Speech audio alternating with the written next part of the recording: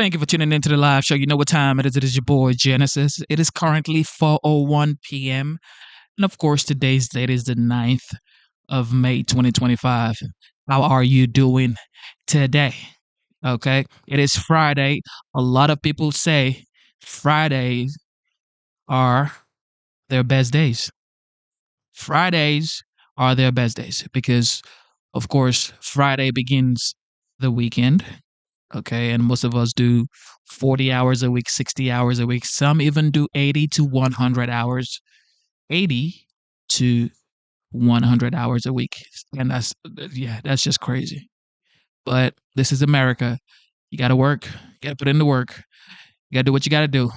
And let love lead. Okay. With that being said, the FBI director, Kash Patel, Kash Patel, faces grilling from the Senate. And yeah, this was packed with a lot of information. So I wanted to share with you guys. Yeah, let's have a good time. Let me know what you think in the comment section below. All right. Let's get it. Director Patel, welcome. Do not feel ill at ease for your tardiness. This is the United States Senate. We are not known for our timeliness. Apologies, Chairman. You are fine. We have called the hearing to order, and I'm going to make a brief opening statement and followed by the ranking member, and then we'll turn it over to you for your testimony. This is our first budget hearing for fiscal year 2026. We began the appropriations process. Delighted to have the chairwoman, Senator Collins, of the full committee with us today. She and Senator Murray, I know, are fully committed to us getting our work done, but that is a challenge in and of itself. I welcome Senator Van Hollen. He's a longtime member of this subcommittee. He is the new ranking member of this subcommittee. And I suppose I should say, I won't say that I miss Senator Shaheen, but I enjoyed working with Senator Shaheen. I can't say that because that would be offensive to Senator Van Hollen. So I look forward to working with both of you in this committee as we continue our work in CJS. This hearing will consider the President's budget request for the Federal Bureau of Investigation. Our witness today is FBI Director Kash Patel. Director Patel was confirmed as the 9th Director of the FBI earlier this year. He begins his leadership as the FBI continues to combat grave threats to our national security and public safety. I look forward to learning about his priorities for the Bureau over the coming year. I'm especially interested in learning how the Bureau will execute these priorities in the context of the President's budget request. That request is transmitted to Congress last Friday. The skinny budget proposes a reduction of $545 million from the fiscal year 25 levels, enacted levels. This is approximately a 5% reduction. I am concerned by the scale of the cut, especially as I know full well it comes on the heels of 2 years where the FBI's budget was essentially held flat, forcing it to absorb hundreds of millions of dollars in unavoidable inflationary increases. I also know so much of the FBI's budget is utilized in paying personnel. Any efficiencies and savings may have already been achieved because of that circumstance, and there is a challenge in finding other ways to cut additional dollars.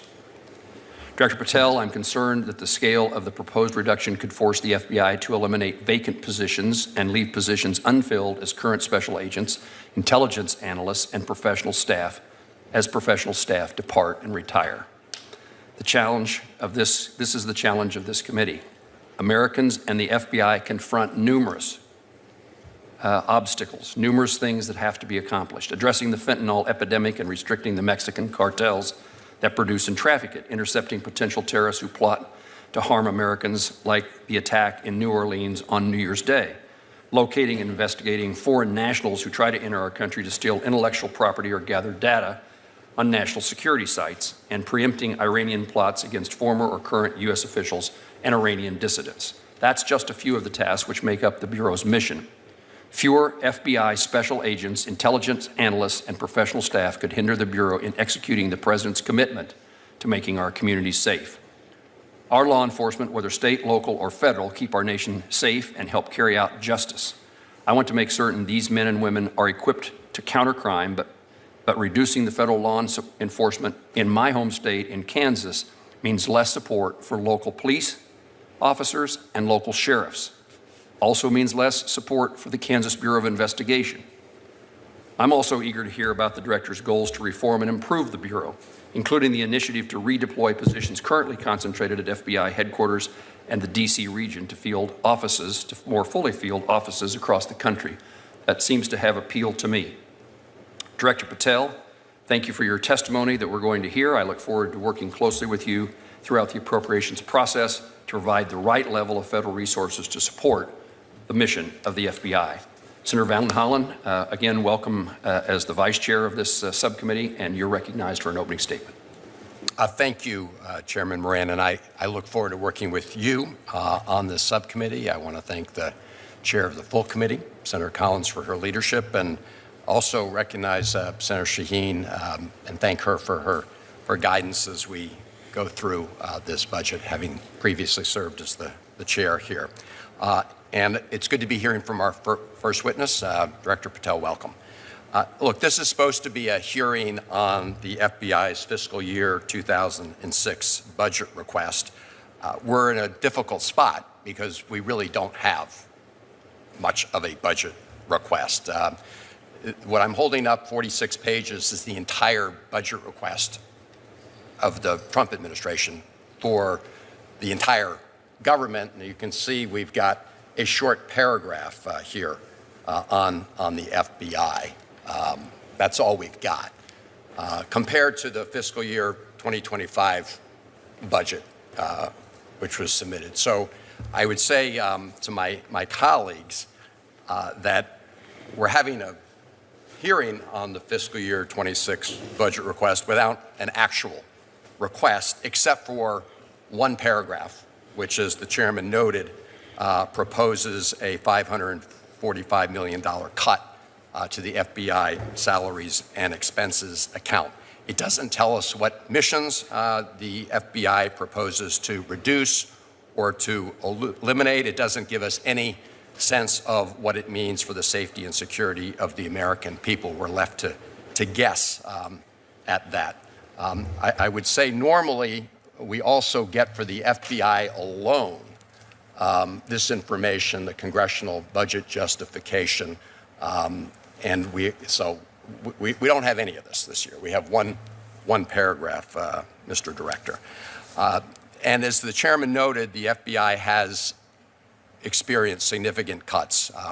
In fiscal year 24, under the Fiscal Responsibility Act, the CJS bill overall was cut by $2.5 billion. It resulted in a cut of 1,025 positions at the FBI. This was before your time, Mr. Director. And under the fiscal year 25 continuing resolution, deep cuts continue, and I understand that the FBI will be cutting another 875 personnel just this year because of the fiscal year 25 request. Mr. Director, you testified yesterday that the President's fiscal year 26 proposal, which is this paragraph before us, would result in a cut of another 1,300 positions. My view is that those will likely do a lot of harm to the FBI's overall mission. I do want to briefly touch on another issue of great importance to the mission of the FBI and the men and women who serve there, and that's the need for a modern, secure campus that meets their security needs and the mission. This is an effort that goes way back, well over a decade. Look no further than the 2011 and 2017 GAO reports on this issue, and if it was an urgent priority then, a new headquarters could not be more urgent now. The FBI is in desperate need of a new headquarters. The current building is literally crumbling with nets in place to catch falling concrete and debris. Mr. Director, I'm glad from your testimony yesterday that you have taken notice of this, and you stated in that testimony that the Hoover building, quote, is simply unsafe for the FBI personnel. I completely agree. We also know from GAO reports that the Hoover building does not meet the security needs of the FBI, and that significantly more security requires a setback campus, not one located in the middle of downtown Washington, D.C. That's why, after a years-long transparent and open process, the GSA selected a site for the new headquarters in Greenbelt, Maryland. That decision was final, and it was made clear that it was the best site that met the needs of the FBI. So, Mr. Director, I hope that in the coming weeks we can discuss the importance of that new headquarters.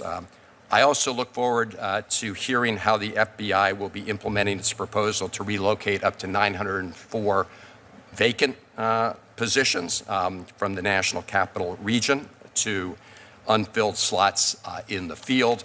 I appreciate the fact that the Baltimore field office would get 40 of those positions. Baltimore has seen a drop in violent crime, but we always need to do more.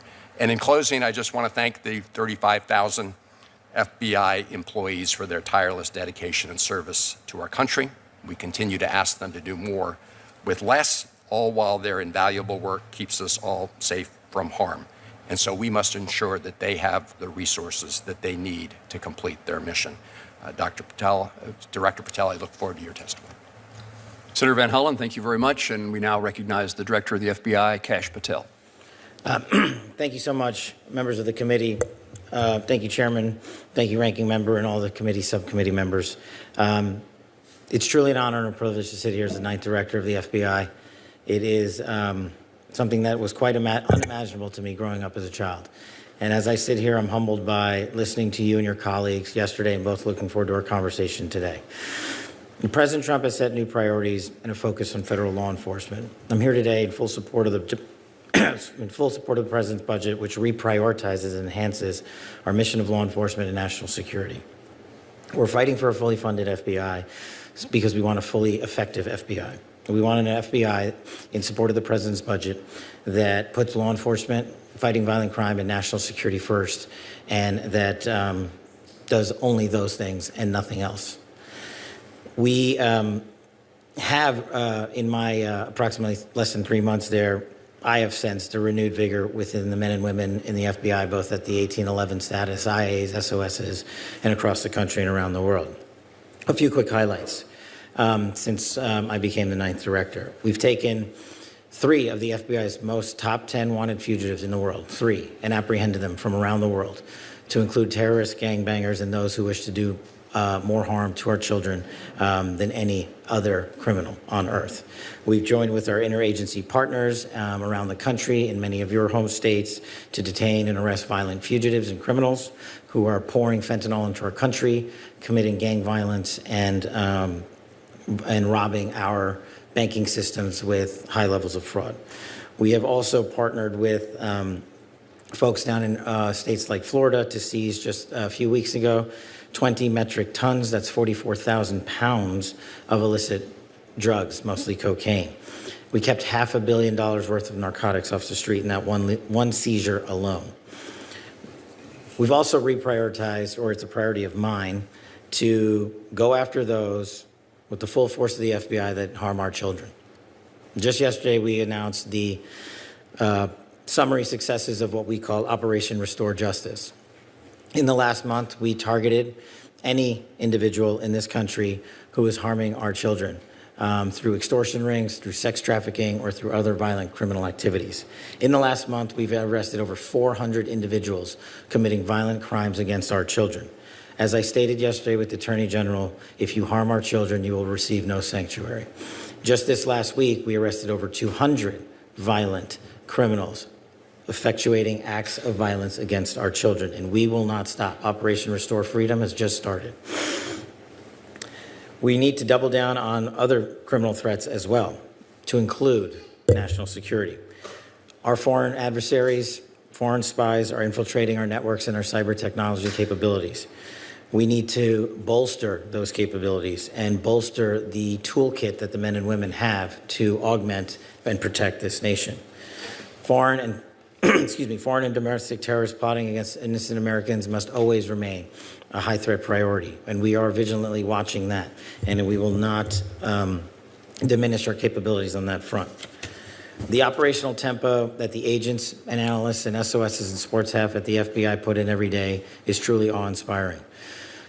We have forensic examiners, we have linguists, we have computer scientists, we have people translating languages from around the world 24/7 just so we can digest and get to you, the elected members of the United States Senate, the information you need to help us achieve our mission.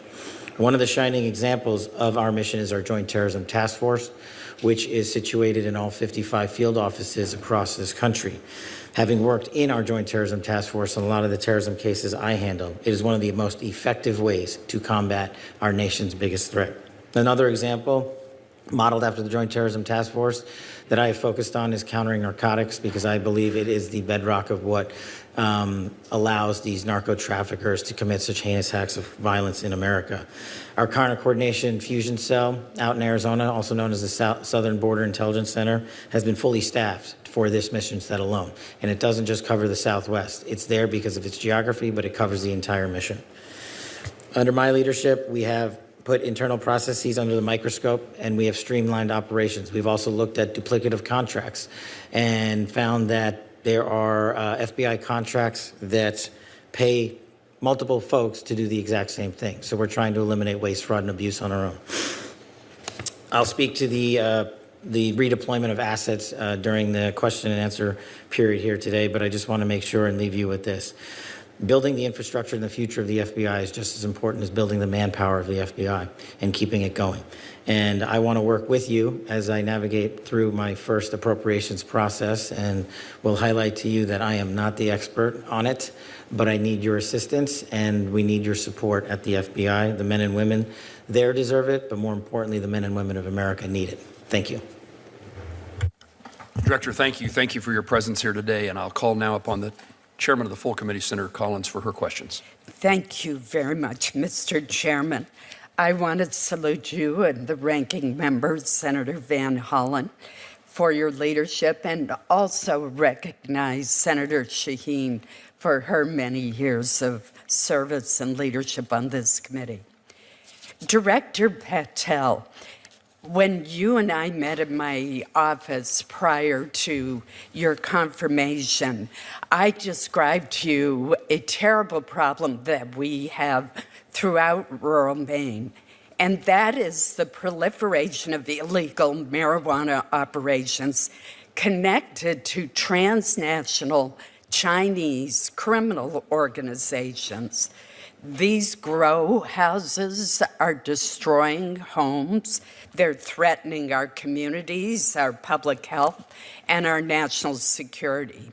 When I asked your predecessor, Director Wray, about this issue at last year's hearing, he confirmed the connection between these illegal marijuana grow operations and Chinese criminal organizations. Now, Maine's county, particularly our sheriffs, local and state law enforcement are working hard to shut down these grow houses, but they need more help from the federal government to help identify connections to money laundering, human and drug trafficking, and other criminal activity.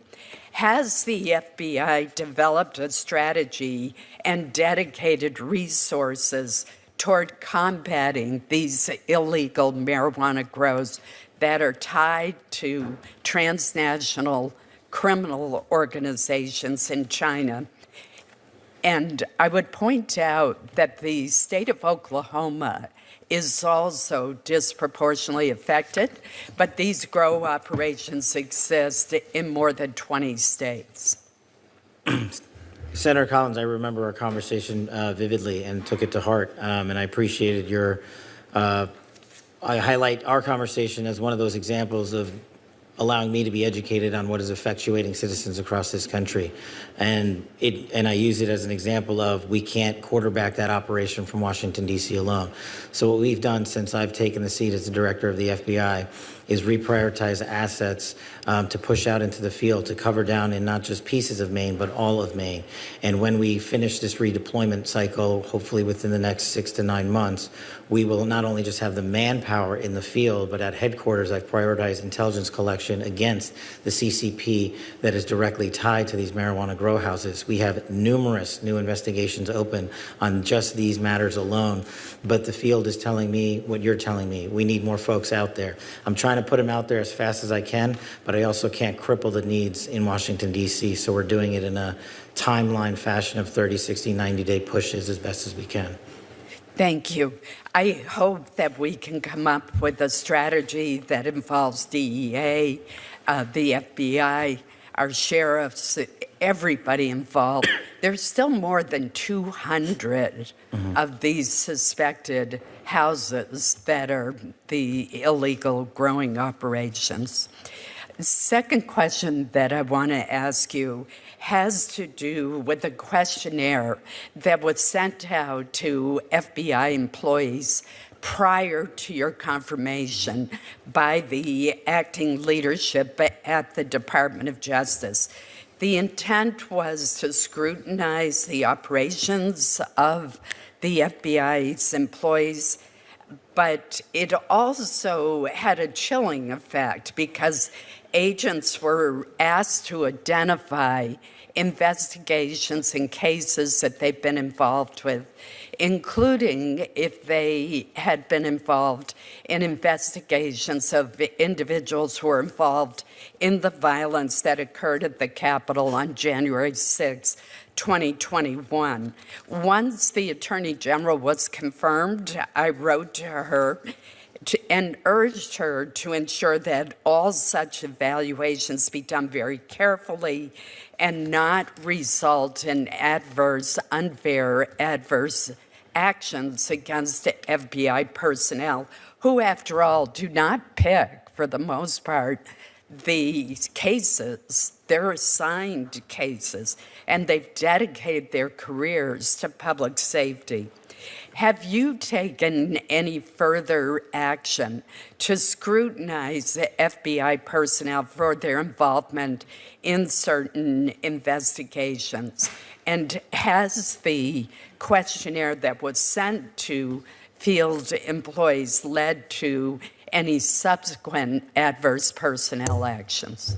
Thank you, Senator. I think you're referring to two separate questionnaires, let's call them. One relates to January 6th and one relates to providing an update to your supervisors as to what you're doing or on a weekly basis. Addressing the first one related to January 6th, no one has been adversely impacted nor will be at the FBI under that mandate because the same guidelines will always be adhered to. You will not be removed from your employment at the FBI unless you violate the law or your ethical guidelines. On the January 6th matter specifically, Senator, it's currently in litigation with the Department of Justice, so I'm limited in what else I can say about that because it is with the court, the federal court. On the email, I believe you're referencing since I came in, about the work to the workforce, directing them to highlight, I think it was up to 5 things they were doing. When that came in, I was the FBI director, and I immediately put a halt to that. I also worked with our Department of Justice and our White House and said, due to operational needs, we cannot force our employees to provide such information. So that's how we addressed it. And we also left an opportunity to all employees, should they find a desire to send that information, to do so to their supervisors on a classified system and work it up through their chain of command. But we are not mandating it for anybody. Thank you. Senator Collins, thank you. I now recognize the ranking member, Senator Van Hollen. Thank you, Mr. Chairman. Just to follow up on Senator Collins's question regarding, reports that a lot of the FBI investigators involved in reviewing the cases for January 6th were going to be purged. The Vice Chair, Senator Murray, myself, and many of my colleagues on this subcommittee wrote Attorney General Bondi a letter on February 8th. We've not gotten a response from them. That letter was directed at exactly this issue. Director Patel, can you track down that letter in the system and work with the Attorney General to get us a response? We wrote on February 8th about exactly the issues that Senator Collins just raised. I'll track it down, sir. Okay. Well, we will be hoping to get a response and insisting on a response. Let me ask you about the spend plan for fiscal year 2025. I mean, this is supposed to be a hearing, I know, on fiscal year 2026 budget. I said we got a little paragraph from the FBI about that.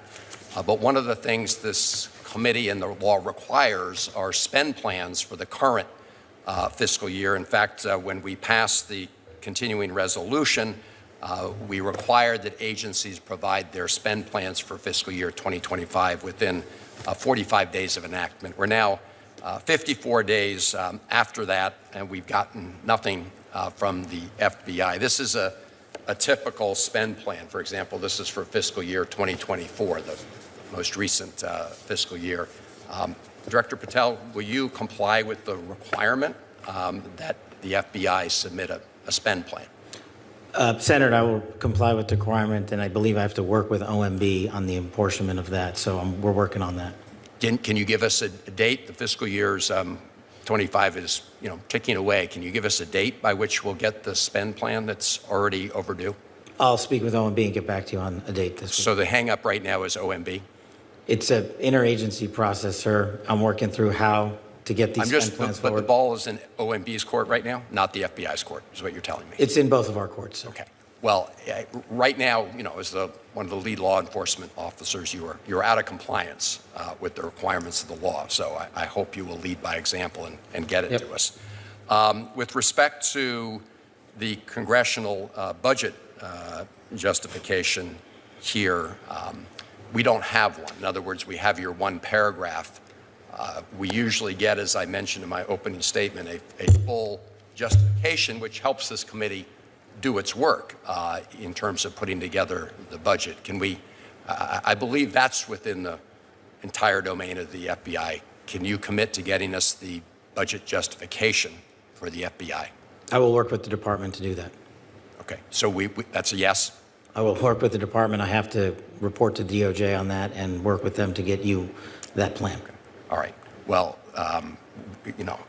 I'm glad we are holding this hearing, but we obviously, Mr. Chairman, we really don't have a budget to work with. Let me ask you about your testimony the other day in the House, Mr. Director, where I think you conceded that the budget request, as skinny as it is, was really not adequate to meet the mission. In fact, I think you testified that you would really need another $1 billion. So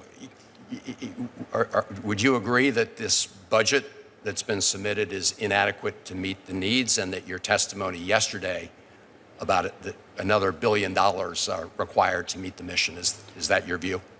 Senator, I think my view is that we will make and agree with this budget as it stands and make it work for the operational necessity of the FBI. And as the head of the FBI, I was simply asking for more funds because I can do more with more money. Well, I understand that OMB has a say in this, obviously, but I think your testimony yesterday was important and revealing that as the director, you believe that another $1 billion over and above the current level is really necessary to complete the mission. And it does put this subcommittee in a difficult position because really we rely on you and others to persuade the OMB and the president to submit a budget that meets the needs and requirements of the FBI. And clearly, at least based on your testimony in the House, you don't think that that's happened. Thank you, Mr. Chairman. Thank you, Senator Van Hollen. Let's talk about that reduction of $545 million to the FBI base resources. It's certainly true we don't have a budget. Certainly the conclusion that with what we have, it made sense to proceed with these hearings so that the appropriations process can continue. And we look to Director Patel to help fill in spaces as to what is going to occur based upon what he knows, which presumably is maybe significantly more than what we know is the plan at the FBI. The document that we've received asserts that savings, this $545 million, can come from reductions in DEI programs, pet projects of the former administration, and duplicative intelligence activities. Is that accurate? Is that capable of being done, that we can find this in what I suppose most people around here call waste, fraud, and abuse? Or does it have real consequences to the level of personnel and the capabilities of meeting the mission of the FBI? Well, I think my job, Senator, is to make sure we can find it. We've identified a lot of it already, and we'll continue to do it irrespective of where the budget lands, because we can't have waste, fraud, and abuse. But I'll make the mission work on whatever budget we're given. But that means lowering the mission, right? I think right now where we are, Senator, is that stepping back from 4-3-2 years ago, there's vacancies at the Bureau that have been held vacant for a number of years. So while the Bureau is on the books for 38,000 folks, over the last 3 years and 2 years, that has been attrited down to about 35 and change, because those vacancies have gone unfunded. And so we're not in a position right now to say, let's just hire 3,000 people back. We couldn't do that if we even had the money tomorrow. That would take quite some time. And so we have been working on the numbers that we currently are at. And I think the budget that we've put forward would not force me to remove active duty line agents, is the mission I'm protecting against. Director, when you say the budget we've put together, you're talking about the skinny budget that we've Right. seen. Okay.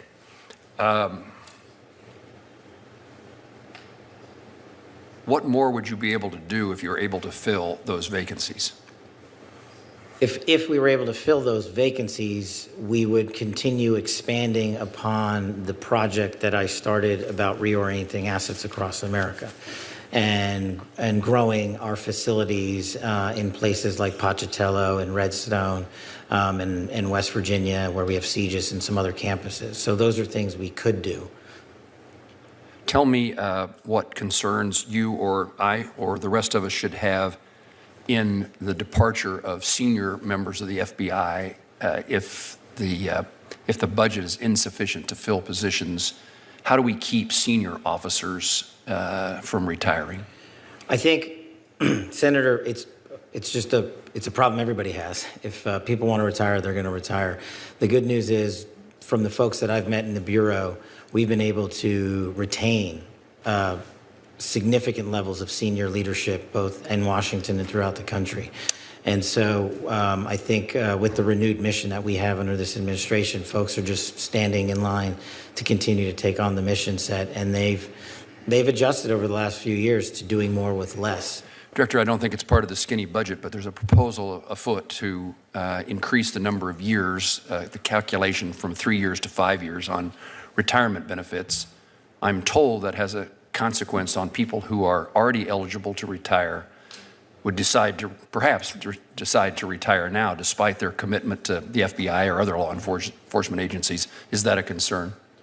Senator, I'm not read up on that, so I'll have to get back to you on that one specifically. And then finally, let me ask about the cooperation. What's your relationship? What's the FBI's relationship, your relationship as the director, with other federal law enforcement agencies?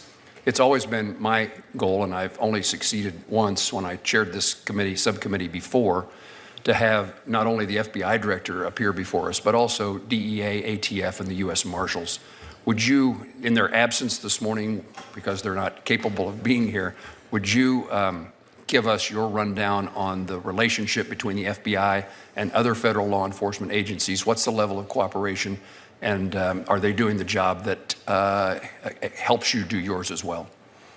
It's incredible. And I'll just give you a simple example, Senator. One of the initiatives that we stood up at the FBI was the Homeland Security Task Force. And the first place we took it was the state of Virginia, just because of geography. And what we did was DEA, DHS, FBI, HSI state, local authorities, Virginia state authorities, all nested in an FBI facility in the state of Virginia to cover down on what we call their first operation for Homeland Security Task Force. And it was a simple phone call to the leadership at the DEA, at DHS, at FBI. And I said, hey, I need 20 guys and gals here. I need 40 guys and gals here. And the governor said, we're going to give you 50. And what we did in 1 month was arrest 500 individuals and violent felons in the state of Virginia. And that's, to me, speaks to the quality of the relationship we have across the interagency. And we want to take that model to other states across this country. And that's what we're looking to do. Thank you, Director. Senator Shaheen. Thank you, Mr. Chairman, and Ranking Member Van Hollen and Chairman Collins, and thank you all for your nice comments. Welcome, Director Patel. The recently released 2025 Worldwide Threat Assessment identifies Chinese, Russian, and Iranian malign influence activities as continued problems that jeopardize U.S. democracy at home and leadership abroad. So I was concerned when I heard about the decision to dismantle our efforts to combat disinformation and misinformation, including the FBI-run Foreign Influence Task Force. So with the dismantling of this task force, how does the FBI intend to continue to combat malign influence campaigns, which is the threat identified by the intelligence community? Thank you, Senator. To put it most simply, that mission set is something that multiple divisions in the FBI do 24/7, nonstop. That's been my experience since I got there. They've been, because of the malign influence campaigns and because of the prioritization on the intelligence apparatus to collect against them, we have been covering down on that as a priority one nonstop. And so I see it every day in my briefings, I see it every day in the field, and I see it in the cases and indictments we bring. So I don't know that I can't speak to it before, but I haven't seen it slowed down since I was here. Well, you gave an impressive list of some of the accomplishments of the FBI since you took over. There was nothing about disinformation and misinformation on that list that I heard. Is there anything that you have seen in the time that you have been at the FBI that would suggest that you're continuing to make inroads to address that issue? In terms of faulty intelligence collection, ma'am? No, I'm in terms of disinformation and misinformation campaigns by our adversaries that are being used to disrupt activities in the United States, to sow divisions, to undermine our national security, to undermine the security of American citizens? Understood. I see that on a daily basis, the FBI adjudicating those matters based on the intelligence we receive and attacking the problem sets, not just here in the homeland, but abroad where they originate.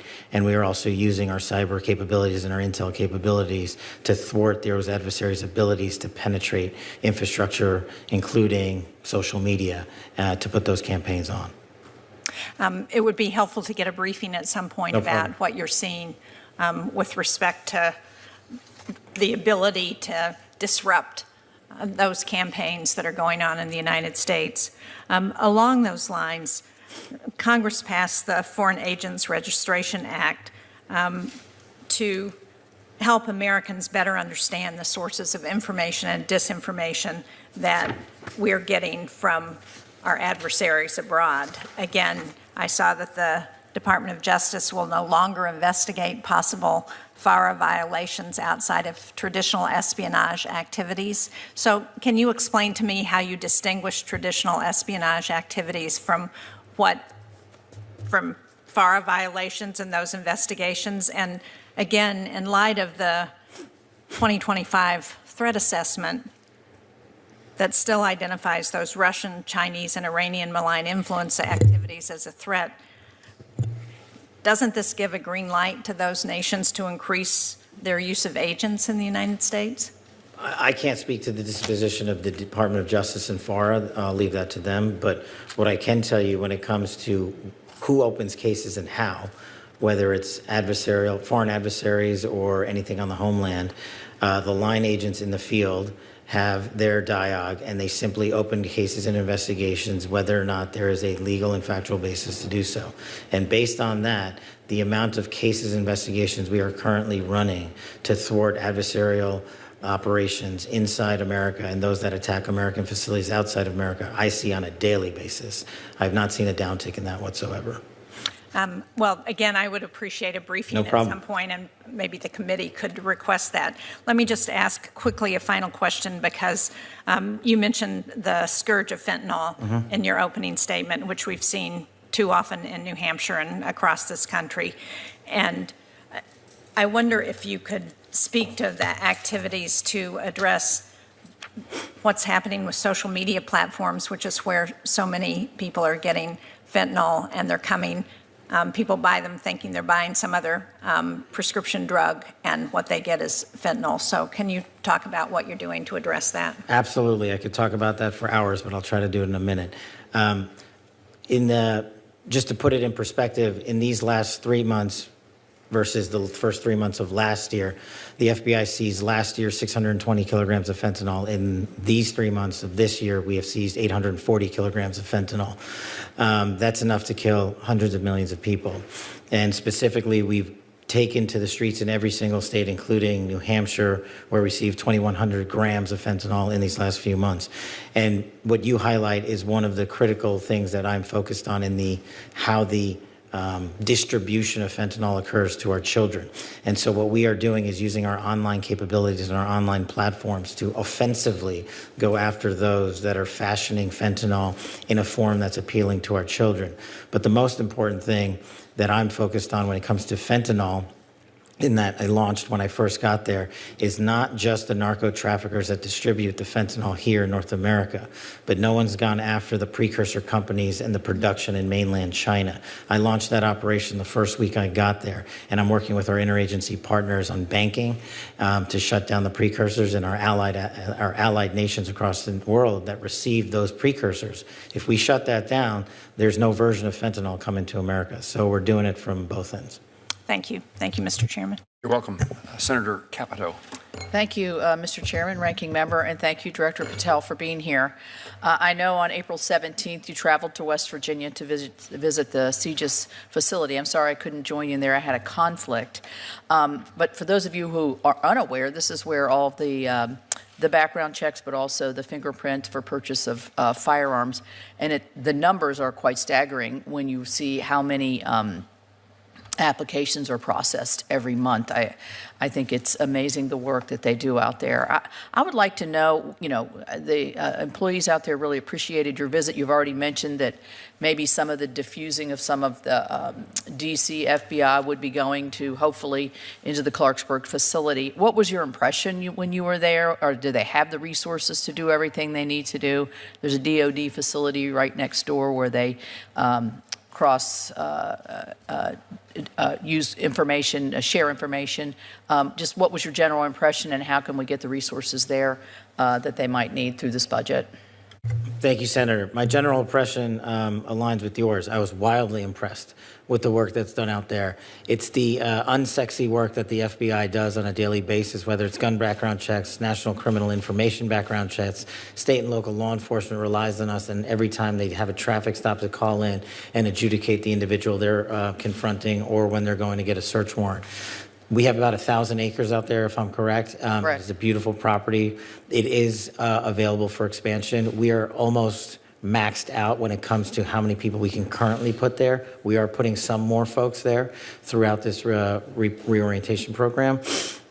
But, you can never have enough computer data being ingested. And what I'm working on specifically to improve CGIS, which will improve the work that happens in every single state, is the reporting in data cycle from state and local authorities. Because without that, CGIS doesn't work. It only works as well as with our state and local law enforcement. So I'm working on that to move to some of those folks and make sure that they are reporting in. But we would love to continue to expand the footprint there. Well, anything we can do there, I think the work they do is phenomenal, and I know it's been increased over the last several years because of the new requirements that we had in the School Safety Act to be able to look at juvenile records for the 18 to 21-year-olds, which I think has been a very successful effort and prevented several hundreds of people from obtaining a firearm that really should not be eligible for that privilege. So thank you for that.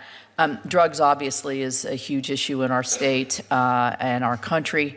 I know that when you mention the obstruction of child traffickers, everything's tied to drugs. It's the purveyor of the money. It provides the money for people to be able to traffic and abuse children. I mean, it just, the drug, if you ask a local judge, how many % of cases do you have in front of you have some intersection with drug abuse or selling drugs? It's 80%.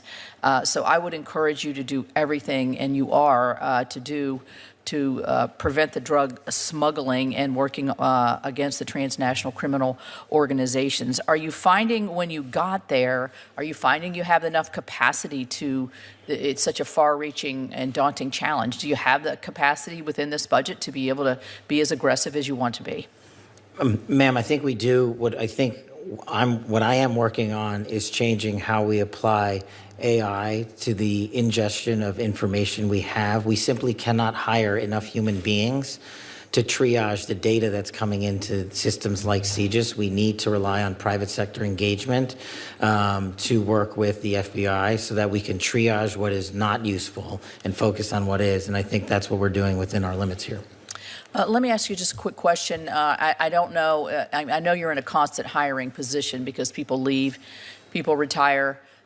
Maybe you're not hiring up to the 38,000 that you said, but you want to keep a steady flow here. Are you finding, I think law enforcement over the last several years really suffered from a lack of interest or even people weren't even applying for jobs in certain like Border Patrol and local law enforcement because of the besmirching of that terrific occupation of law enforcement and keeping us safe. What are you finding in your recruitment efforts? So in terms of recruitment's been a big focus, ma'am. Thank you for asking. Over the last couple of years, the average application pool per month for 1811's Federal Bureau of Investigation new agents per month was about 2,700. In the first 2 full months that I've been the FBI director, we have doubled that to 5,700 applicants per month, which is a record for FBI history. That's terrific. Thank you.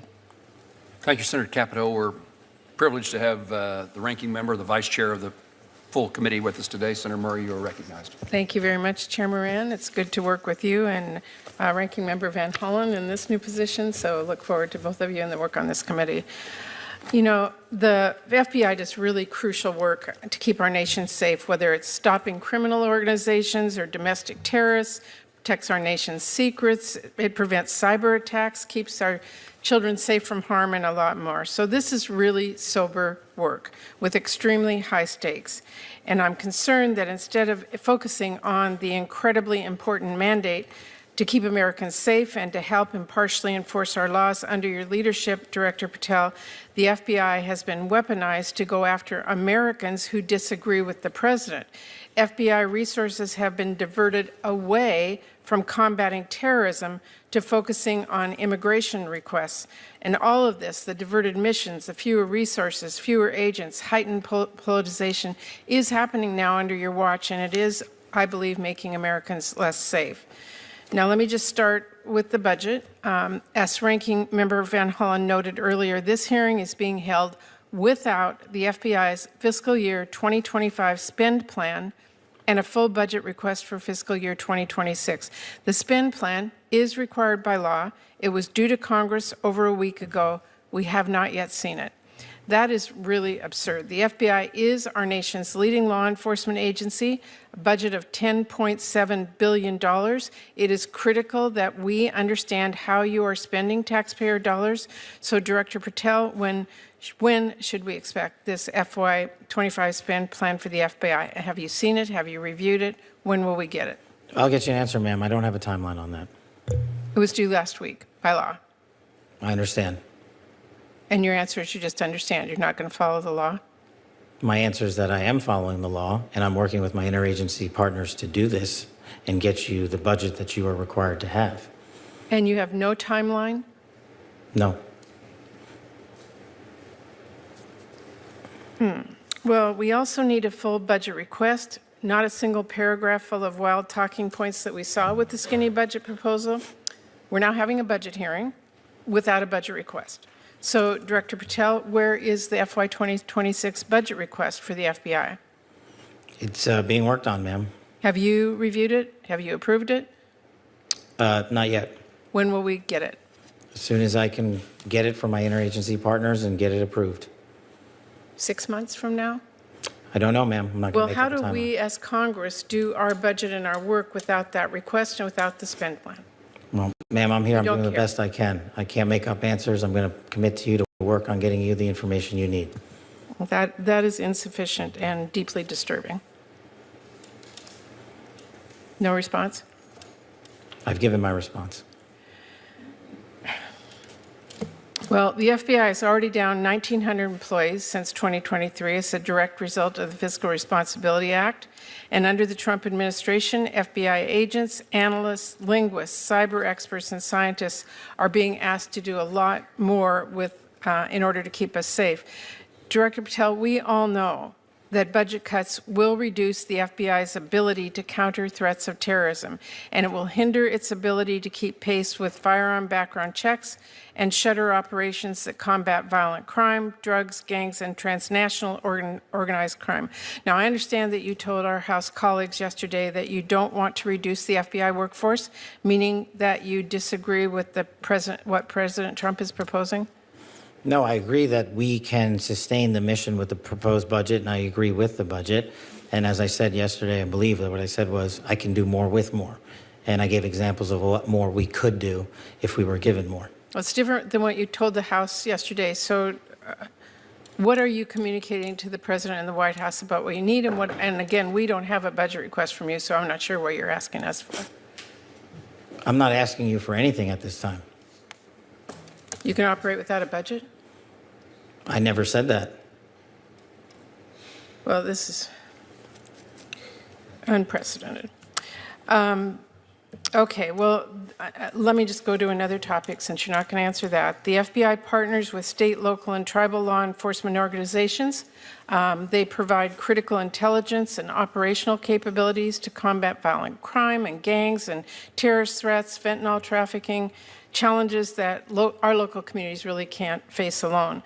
I'm going to give you an example. A few years ago, the Southeast Washington Safe Streets FBI Task Force worked with our Benton County and Franklin County Sheriff's Office, multiple Tri-Cities police departments, and the State Corrections Department to carry out one of the largest ever drug seizures in the region's history. Now we've got an administration already cutting more than $800 million in assistance in 2025 to local law enforcement organizations while proposing a $500 million cut for the FBI.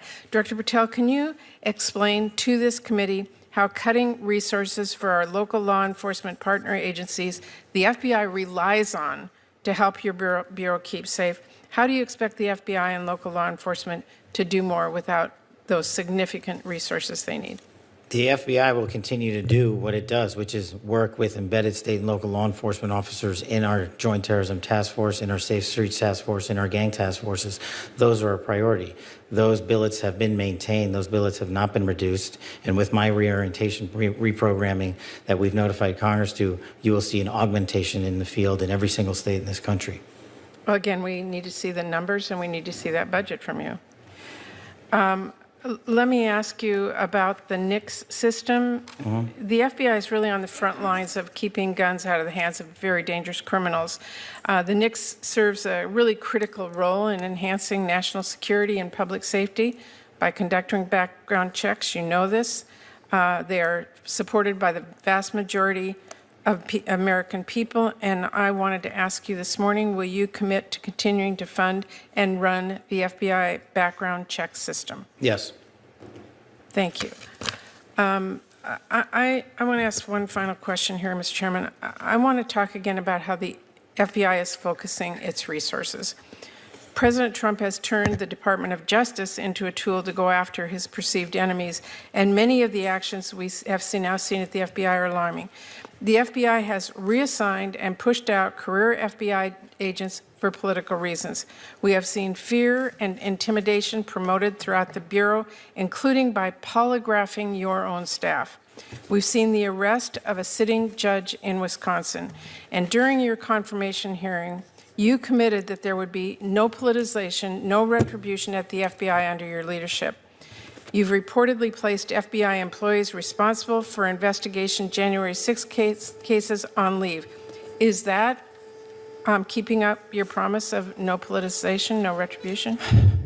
It is, because that's wildly inaccurate. Let me tell you what the FBI has done since I got there. 8,276 federal arrests, to 820 kilograms seized of fentanyl. That's enough to kill 250,000 people. Over 3,000 firearms seized, 350 gang cases, 3,000 cases against violent Well, criminals. that's not my question. We know that you... Well, you asked if I was weaponizing the FBI, and I am not. I'm giving you the hard, concrete examples of the men and women putting handcuffs on bad people, doing harm to our children and innocent Americans. I do not see weaponization. You have placed on leave FBI employees responsible for the investigation of January 6th. That sounds political to me. I have not placed anyone on leave who has not violated their ethical obligation or their oath to the Constitution. So if they were investigating January 6th, you believe they were violating an ethic obligation? Nope. I think the common theme here is you putting words in my mouth, and I'm not going to tolerate it, nor will the men and women of the FBI. Well, you did place on leave an analyst responsible for investigating Russia's meddling in the 2016 election. Is that politicization? Is that retribution? No, not if she broke the law or the ethical guidelines. I don't know which case you're talking about, but that's the standard. And we will hold ourselves inwardly accountable, and we will not be strayed from our mission because people think we are politicizing the Bureau. If you want to talk about someone who was attacked by a weaponized Bureau, you're looking at him. And now he's the director of the FBI, and he's cleaning it up. Well, I would just say to everyone who's listening that the FBI needs to be focused on its mission to keep the entire country safe. It should not be weaponized for partisan political gain. Thank you, We are. Chairman. Senator Kennedy. Mr. Director, worry not. We'll make sure your agency is adequately funded. This judge you arrested in Wisconsin, she was breaking federal law, wasn't she? Yes, that's why we arrested her. She was helping an illegal immigrant escape being taken into custody. Is that right? Yes, and the field agents decided to open the case, work the case. And as Americans, do we get to pick and choose which laws we want to follow? We do not. If you're a state court judge, do you get to decide you don't want to follow federal law? No. And if you violate federal law, you get arrested, don't you? Yes, Senator. That's called equal treatment under the law, isn't it? Yes, Senator. You remember Lisa Page and Peter Strzok, don't you? Yes, Senator. Mr. Strzok worked for the FBI, Mr. Strzok worked for the FBI. I think Ms. Page worked for Justice. The Inspector General found in its investigation that they hated President Trump and they really wanted Secretary Clinton to win. Is that true? That's correct, sir. And this would be the same same Ms. Page who sent an email to Mr. Strzok with whom she was having an affair. Trump's not ever going to become president, right? Right? And Mr. Strzok with the FBI, senior official at the FBI replied, quote, no, he won't. We'll stop it. Did I read that correctly? You did, Senator. Okay. Now, Ms. Page got quit before she could get fired. Mr. Strzok was fired. And predictably, they filed a lawsuit because in Washington, it's easier to divorce your spouse than it is to fire a federal employee. Why did the FBI give Mr. Strzok $1.2 million and Ms. Page $800,000 to settle a lawsuit? Senator, I do not know that settlement was reached in the prior administration. Who made the decision? The prior Department of Justice. Who in the prior Department of Justice? The settlement for that kind of case can only come from the Attorney General, which would be Attorney General Merrick Garland. So the Attorney General decided to give Mr. Strzok $1.2 million and Ms. Page $800,000 after they were fired after actively interfering in the 2016 election. Is that right? My understanding is that was a settlement they agreed to. Pass me the sick bucket, please. The Hunter Biden laptop. In October of 2016, shortly before the election, the New York Post wrote a story that was widely covered talking about Mr. Hunter Biden's influence peddling scheme based on his laptop. A couple of weeks later, Secretary of State, soon to be Secretary of State, Antony Blinken, organized a group of 51 so-called intelligence experts. Had some real rock stars on the list. Jim Clapper, John Brennan, Michael Hayden, Leon Panetta, and they said, oh, no, this story in the New York Post is not true. It's based on Russian disinformation. You remember that? I do, Senator, as the lead investigator for Russiagate for the House Intel Committee. Yeah. The FBI had had the laptop for 10 months, hadn't they? They did, Senator. So the FBI knew right before the election that it wasn't Russian disinformation, didn't they? And that was confirmed by the Inspector General's report. Yeah. Who at the FBI refused to let the FBI tell the American people the truth? I don't have that name in front of me, sir. Well, would you look? I will, sir. I'd like to know. I'd like a name, not a division. I'd like the name. Person with a brain and a beating heart. Yes, sir.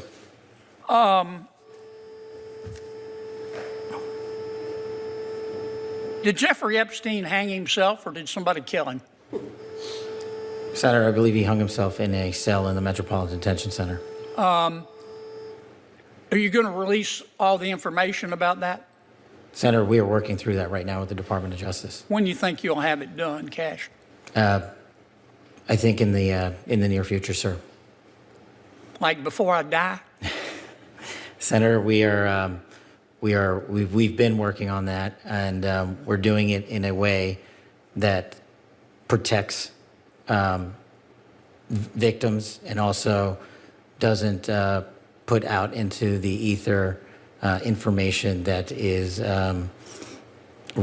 irrelevant for production of the public, such as CSAM. Thank you, Mr. Chairman. Senator Reed. Thank you very much, Mr. Chairman. Thank you, Director. As you're well aware, DOJ is going through and seizing a significant amount of information from different federal agencies. There are multiple lawsuits challenging the legality of this. Their goal, as they've admitted, is to develop a single centralized data center which would have vast amounts of data which could be used for very malign purposes. But first, can you give us assurance that every one of those DOJ workers has the appropriate clearance to see this information? As far as it relates to the FBI, I can. But not the other agencies? Well, I don't know who's where, Senator. I'd have to look. Well, don't you think it'd be pretty important to look if there is a chance that this is a violation of multiple laws? Well, Senator, what we do is everyone that is employed at any agency that we own the security clearance process adjudication for, we make sure we adjudicate it appropriately beforehand. Who would be responsible for the other agencies? The agency itself? The agency itself. Have you received instructions from the White House to you and every other agency to ensure the security clearances of these individuals? For me, as it relates to who we control, yeah, we adjudicate the security clearance. Did you get an instruction from the White House to do that? To make sure they have their security clearances? No, I don't need an instruction. I just do it. Has there been instructions to other agencies? It's less so an instruction whether it's DOJ or a new hire or whatnot. If they're getting a security clearance, they go through a process. Well, the bottom line is you, in your position, cannot assure us that all the people that are dealing with this information, because it's vast across the whole government, have the appropriate clearances. Do you know where this information is located when it's removed from federal sites? What information? The BI information, Senator? All the information they're picking up from the Department of Treasury, the Department of agriculture. As you know, DOJ is working through every federal agency. Well, again, Senator, it depends on who the adjudicator is for the clearance. If we, the FBI, are for that individual or individuals, we maintain it in our BI system. So they cannot take the information from the FBI. It has to remain in your system. I'm talking about DOJ. When DOJ employees walk into your computers, get on their computers, with their own computers, I've been told, where does that information go? As far as I'm tracking for the FBI, nobody's bringing in outside computers to do anything. But is that the case throughout the government? Well, I can't speak for every other agency. I just don't know, sir. Once this information is, and in some cases it's been clear in press reports that it is leaving the premises and of the agency, if this information is all consolidated, as the suggestion is,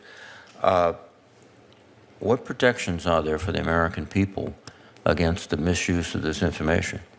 Well, again, I can't speak to other agencies and how they hold their information. I'm not familiar with it. As far as the FBI is concerned, we hold all information for BIs in one place, and it is not accessible. Now, you're the Chief Law Enforcement Officer of the United States, practically speaking, and you're not interested in ensuring that the data of millions and millions of Americans are not absolutely secure? I am, but I cannot tell the Department of Homeland Security how to handle their data. That's for the DHS Secretary.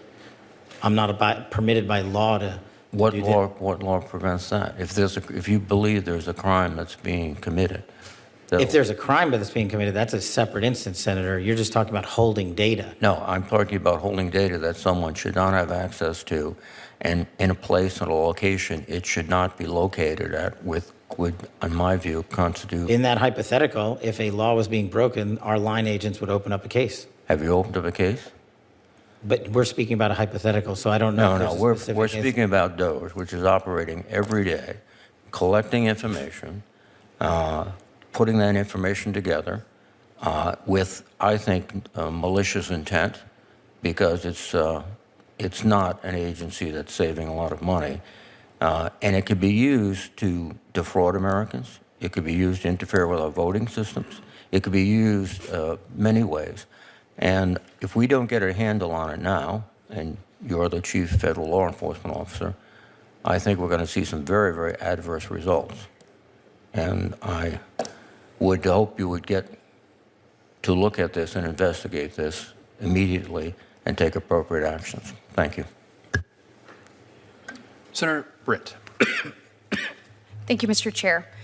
Director Patel, thank you for being here today, and thank you for joining me at FBI Redstone in Huntsville last month. The work that the men and women of the FBI are doing to combat violent crime, terrorism, and other threats has never been more important.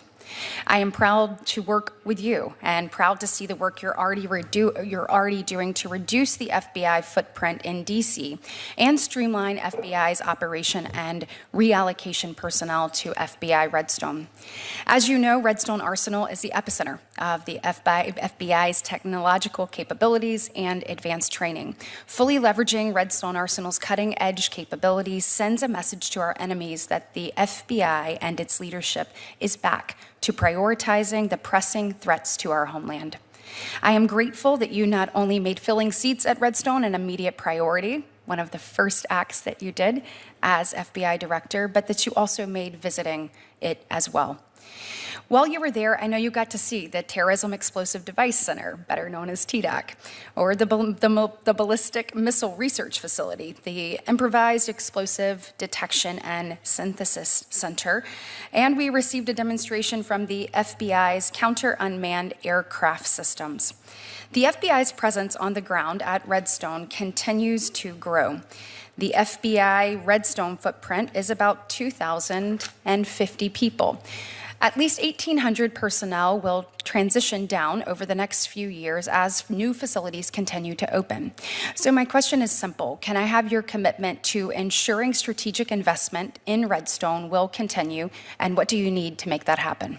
Thank you, Senator. Redstone's one of the jewels that the FBI has, and actually the deputy director is there all day today. It's our commitment to make sure the interagency, along with America, sees what we're doing and gets trained there, because the facilities you cited don't exist for the interagency anywhere else. We have them at the FBI. And so we need to continue the plans that you and your predecessors have laid out through the appropriations process to complete the buildings on the South Campus and to allow for more individuals to be there on a temporary and permanent basis, specifically the rescission and the O&M budgetary requirements, and then in the future adding for the correct appropriation to complete what has already been initiated on the South Campus, including the plotting and mapping. Absolutely. And I think you would agree that ensuring our FBI agents and professional staff have the best training in accordance with federal law has to be a priority. I have seen you already begin to transform the FBI, taking it back to its original mission. You said in front of the Judiciary Committee during your confirmation, you wanted to let good cops be cops. You wanted to get back to protecting American citizens, and we see you doing that every day. It's important that the FBI be in a position, though, to continue to build out its capability at Redstone Arsenal. And as a senator from Alabama, I am obviously committed to making that happen. You know, that being the case, you mentioned obviously the plans, but will you commit to working with me on all of the construction projects that are planned at FBI Redstone and that they're sustained and completed, that we have an open dialogue about what's actually needed so that we can understand that? We want to make sure that our FBI agents are the best trained, equipped, and ready of anyone across the planet. And is there anything additional you need from Congress to ensure that the FBI's operational goals are met long term? We would like to be your partner.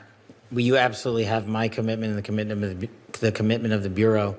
And we are just going to need to continue to work together to make sure, one, people see what we're doing at Redstone, and two, the interagency requests that are now coming in from our partners at CIA, at DHS, at CBP to come there and train, and to also recognize the importance of facilities like the Bomb Technical Center, where every SABT in the country, every bomb technician is trained. It doesn't happen anywhere else. That's right. We don't need to reinvent the wheel. It's already there.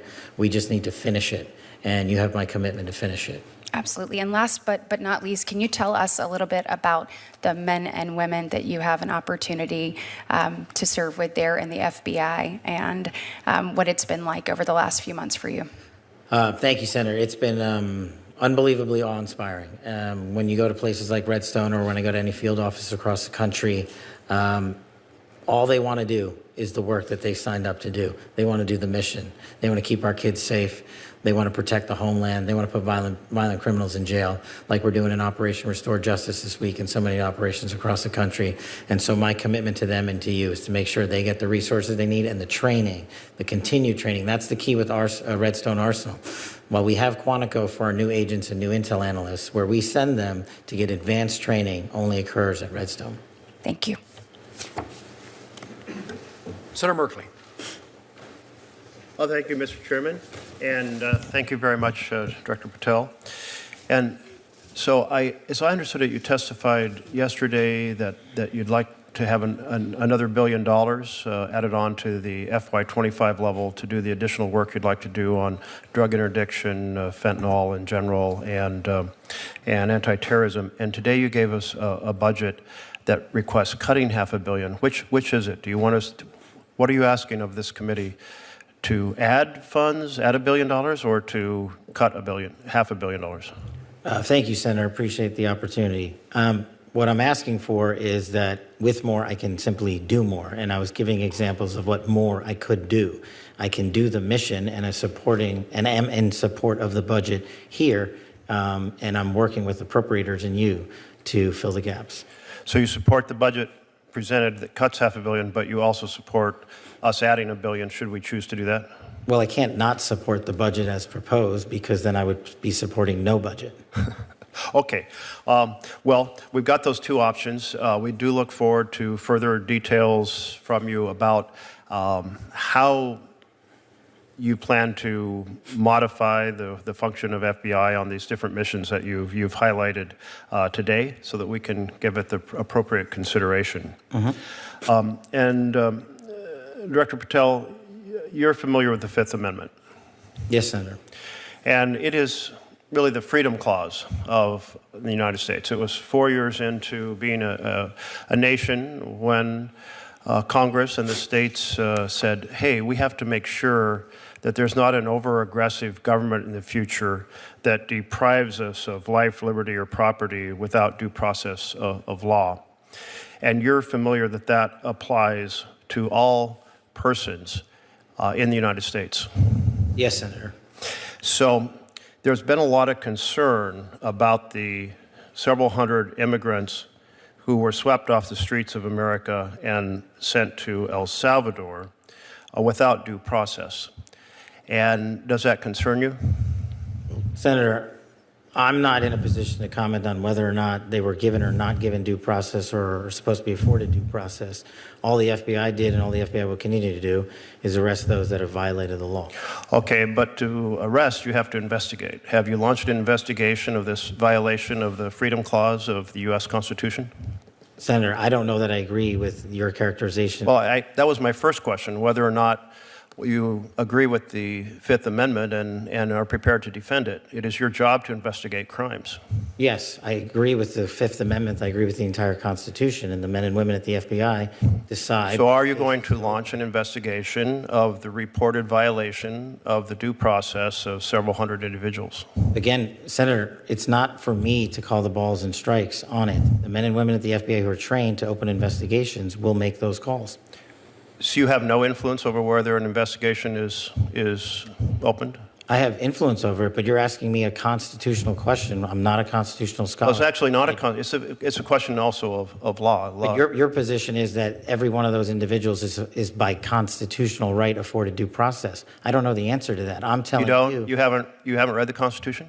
It says all persons. I've got it right here, but what you're saying is that every single one of the illegals that was sent down to El Salvador is supposed to be given due process pursuant. Yeah, that's what the Constitution says. It says no person. It doesn't say that. It does say no person. Yeah, I'll encourage you to read it because it's also been affirmed by the Supreme Court repeatedly on the case of Miranda versus Arizona, held the right of all individuals, regardless of citizenship status, the Supreme Court in Reno versus Flores. I mean, but it's the plain language of the Constitution. It concerns me that you're not familiar with the core concept of due process applying to all persons as written in black and white in the Constitution. As the first public defender who's ever served at the FBI as its director, I am more aware of due process than any predecessor in my seat. You are delineating between removal proceedings and criminal acts. My job is to investigate criminal acts. That's what we do. You are aware that the Fifth Amendment refers to taking away liberty, and when people are arrested on the street, detained and sent out of the country, that their liberty has been taken away. Senator, that is a constitutional question that you are asking me to answer. It's not for me to answer. The question has already been answered by the Supreme Court that they're protected. Therefore, it's a violation of law, and it's your responsibility to open an investigation. And you're saying today you will not do so? I am not the agency involved in removal proceedings. That is a different branch of government. So if an agency other than the FBI violates the law and the Constitution, you will not investigate because it's a different agency? I will investigate every violation of law. Well, you have, but you just said you're not investigating. No. You and I are in disagreement on what is a violation of law. I have yet to hear from the Supreme Court your position as you have adjudicated it. Well, very, very interesting, because the Supreme Court's been very clear, and I had heard you were trained in the law, so I expected maybe you would try to uphold it. You also took an oath to the Constitution. Thank you for the reminder. Well, it's important to remind you, since you're apparently unfamiliar with the very basics of the core protection of freedom in our Constitution. What I am familiar with is protecting the American public, and that's what Let me close with one question, Mr. Chairman. Will you make sure that due process in every action of the FBI is completely honored under your time as director? Will I ensure that due process is followed? Yes. Under the Constitution? Completely. Send that message throughout the FBI that due process must be followed, is constitutionally required. Make sure that it's done under your direction. Sure. Great. Thank you. Senator Murkowski. Thank you, Mr. Chairman. Director, good morning. This is a week that a lot of Alaskans are paying attention to. Monday was the day that we recognize the missing, murdered Indigenous women and girls Awareness Day. I've just been going through the morning clips. You've been testifying, of course, but this morning, and there's accounts in Anchorage and Juneau and Fairbanks and marches in Nome, all recounting very painful stories that families have endured of their family members that have gone missing. Law enforcement just was not present for a host of different reasons. You and I talked about this prior to your confirmation, and it's something that I have been working on for a period of years now. We've made some good progress under the first Trump administration. There was a focus called Operation Lady Justice, and now I'm pleased to see that we have this expanded to what you're calling Operation Not Forgotten, to look into unresolved violent crimes in Indian country, including cases involving missing, murdered Indigenous persons. I'm looking critically at the budget here and wondering if you can share with me how the budget request, or what we have of it at this point in time, will support this expansion of Operation Not Forgotten. I need to be able to give folks back home the comfort that they need to know that these cases that have gone cold for not just months and years, but decades, will not be dropped, that push for closure will continue. What can you share with me this morning? Senator, I greatly appreciate you highlighting and being a champion of crimes on Indian country.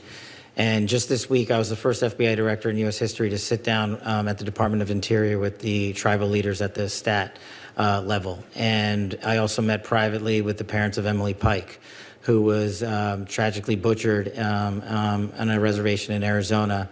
And her parents asked me to find the remains, the remaining pieces of her body that have not been returned. She's a 14-year-old girl. She's still missing her arms. They only have her torso. What I told them, and what I hope you take back to Alaska and what the rest of the tribal community hears, is that every crime in this country will be treated equally. Those that happen on Indian country and those that are happening to Native Americans are just as horrific as are happening in the rest of the world, in the rest of America. And we've already prioritized resources on our in our state level task forces to address these matters. And I asked the staff to allow FBI agents onto the reservations on a more regular basis and engage with them directly. I also invited the community leaders to nominate a law enforcement officer from one of the tribal jurisdictions to sit with me at the Hoover building in the FBI, so we have a direct engagement with the community. And so we are, just one highlight, I think in Wind River, we executed an operation that took down, I can't remember how many dozens of pounds of fentanyl that was heading to an Indian reservation. So you have my commitment that we will not forget it. Well, thank you for that broader commitment. As you know, of course, we don't have reservations in Alaska. We don't have the same type of tribal law enforcement presence, so some unique aspects of it. My understanding is that the Alaska field office in Anchorage, along with the two satellite offices that we have, one in Fairbanks and one in Juneau, they have one FBI victim service coordinator to communicate with these families. This has been part of the problem. It's radio silence out of the agency. They don't know whether a case is being pursued. They hear nothing. So I would ask that you look, as you're looking at your budget, to make sure that the FBI does include support for victim service coordinators on this. It's a gap that is missing right now. Very quickly, we also talked about the fentanyl crisis in Alaska. We're the one state that is tragically going the wrong way when it comes to fentanyl deaths. We had a 40% increase in fentanyl deaths in 2023. So you had indicated that you were going to be doing aggressive work here. We need to be doing more, and I've shared that it ought to be easier to intercept drugs coming into Alaska because they come by airplane, they come through the mail, and they occasionally come in by boat. Maybe a little bit driving across through the border. But we've got the ability to do the interception, and right now our numbers are not going down. I just ask for your continued commitment with this. We know we're seeing FBI partnering with ICE for arrests and detentions of immigrants in Alaska. Folks are asking me, they're saying, are we using FBI resources, redirecting them from the fentanyl crisis to perhaps pursuing those who have been targeted immigrants, even though they're not violent criminals? So I'd love to have further conversation with you on some of these Alaska specifics, but we got to start turning that corner on fentanyl. Yes, ma'am, and I think you know this, and we're sending a plus up to Alaska in part of this movement out to the field, and we'll look to address those specific issues, and I will work with you in your office to make sure that Alaska is not forgotten and that we emphasize it. Appreciate it. Thank you very much. Senator Peters. Thank you, Mr. Chairman. Director Patel, welcome to the committee here. Hello, sir. Director, I've long been a supporter of Project Safe Neighborhoods. It's a program that brings together all levels of law enforcement in the communities that they serve to make our neighborhoods safer for everyone.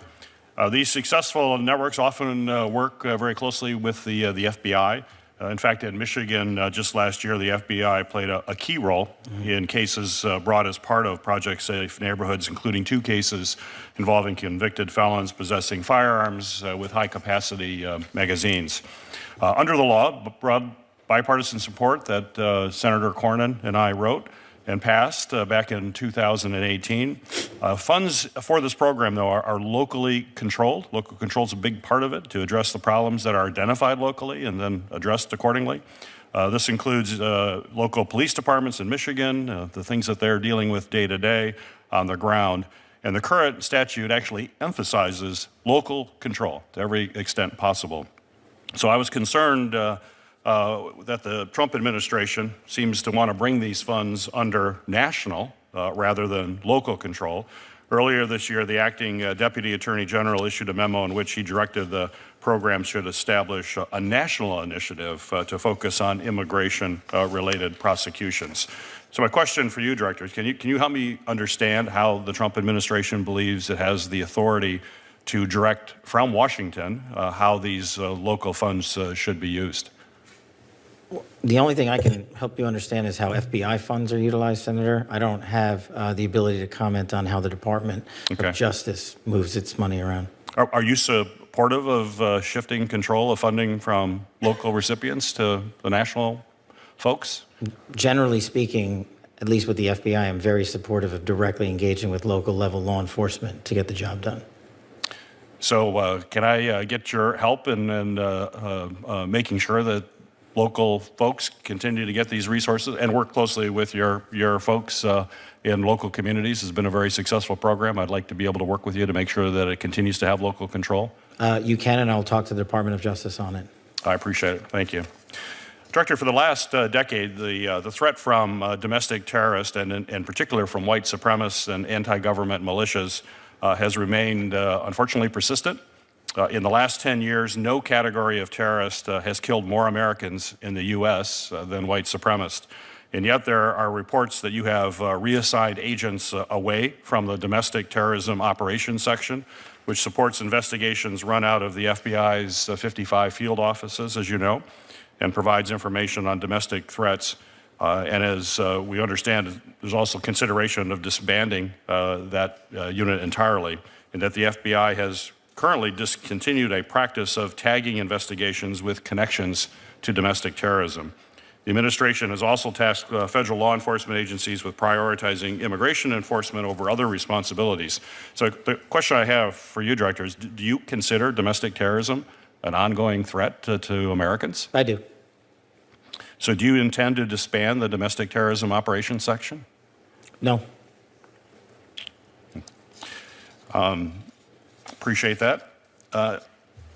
Director, in February, you announced the disbandment of the Foreign Influence Task Force, which was dedicated to identifying and counteracting foreign malign influence targeting our domestic institutions, with a specific focus on securing our elections against foreign interference. Director Patel, could you tell me why you disbanded the task force? Just to clarify, Senator, I didn't disband it. That happened before I got to the FBI. That happened before you were there? Yes, sir. Well, now that the task force has been disbanded, happened before you, how will the FBI work to protect our elections from foreign adversaries? In my opinion, based on the almost 3 months I've been there has been no gap in terms of how we cover down on foreign adversarial impact to all sectors of our society. And the folks that were doing the work that were on the said task force are still doing the work. Why do we not have a task force then? Is it something if you're there now, you could put it back together? Is that something you'd consider, or? I believe that was a interagency task force, so I don't have the ability to just put that back on. Would you support doing that and work with the other agencies? I'd have to look at it, Senator, and I'm happy to do so. I'm just not the expert on the FIDF. Okay. Well, I'll be reaching out to your office if we could have that conversation. I'd appreciate it. Please. Thank you. Thank you, Mr. Chairman. Senator Coons. Thank you very much, Chair and Ranking, and thank you, Director Patel. I appreciate your being here today. I'm the co-chair of the Law Enforcement Caucus in the Senate with Senator Cornyn, and as someone who had responsibility for the second largest law enforcement in my admittedly small state for the decade before I came here, I got to see the importance of the FBI as a training resource, as a critical technical and law enforcement partner for state and local law enforcement in my state. Just this past year, in November, the FBI and Delaware law enforcement successfully investigated and arrested an individual who was leading a human trafficking ring. Just a reminder of how federal, state, local partnership can make a huge difference. We're here at the Appropriations Committee. As best I understand where we are, you have not submitted an appropriations request. What we've got from the administration is a so-called skinny budget, just a few sentences, and it asks for $545 million in cuts to the FBI. I believe you testified yesterday to House Appropriations that you would request $11.1 billion.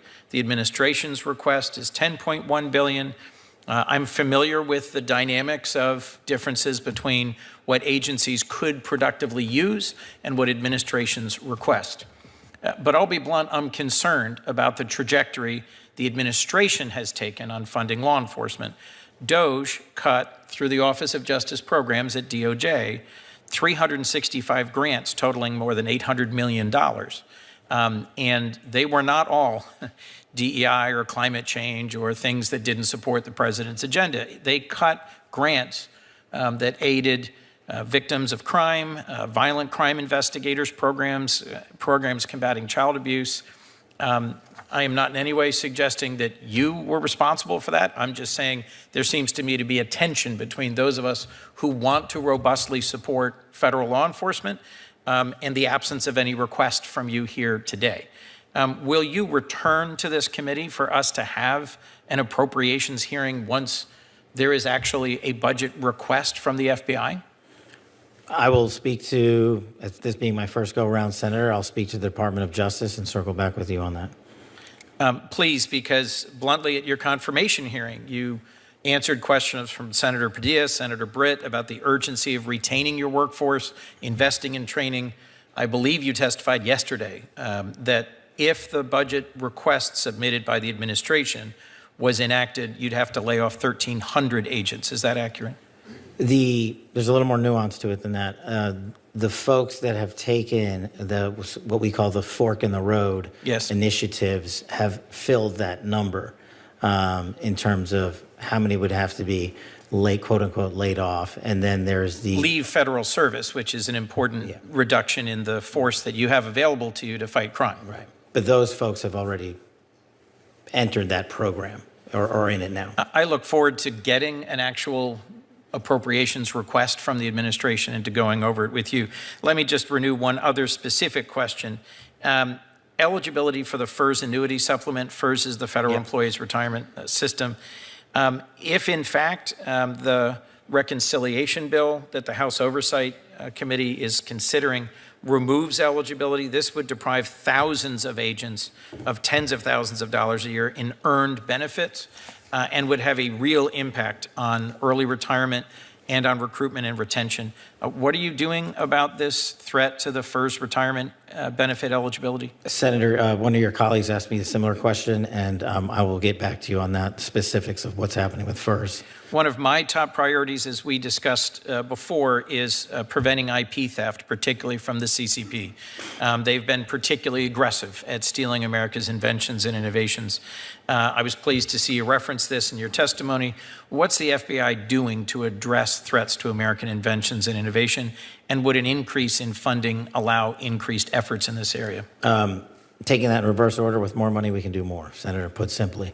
But when it comes to all things CCP, it is, if not the #1 priority every day, it's almost the #1 priority every day, especially when it comes to what they're stealing from us, both on the IP side and the agricultural side. So we have rededicated more FBI personnel to investigate how they are doing that. And I'm also working with both the private and public sector engagements, because we don't at the FBI possess the capabilities alone to suss out what they're doing and how they're doing and blocking it. So well, that's something I think is a critical and important initiative for you and for your agency. We also talked about FISA reform. In April of last year, the Senate reauthorized FISA Section 702 for 2 additional years and codified some of the FBI's internal reforms. And those reforms were a big reason why, for the first time ever, I voted in reauthorization of Section 702, about which I've had some real concerns. Can you give us some update on the FBI's implementation of these reforms, and tell us what changes to Section 02 you might anticipate requesting when it comes up for reauthorization next year? I can tell you that we have been, as a former terrorism prosecutor and a member of the IC who has used 702 successfully, and as a former public defender who has stood up for violations of civil rights and constitutional violations, it's a delicate balance for me. I am for the renewal of Section 702 with the modifications that have already been made, and have some ideas about how to make it better going forward. And in terms of how we've ingested the changes to 702 that were put in before I got here, I look back at the statistics, and I'll get them to you, the concrete ones. But I think prior to the changes made, there was hundreds of misuses of 702 internally, and now we have found one, which we believe was an actual mistake. So I think we're trending in the right direction. And I understand the concerns about, 702 queries against U.S. citizens.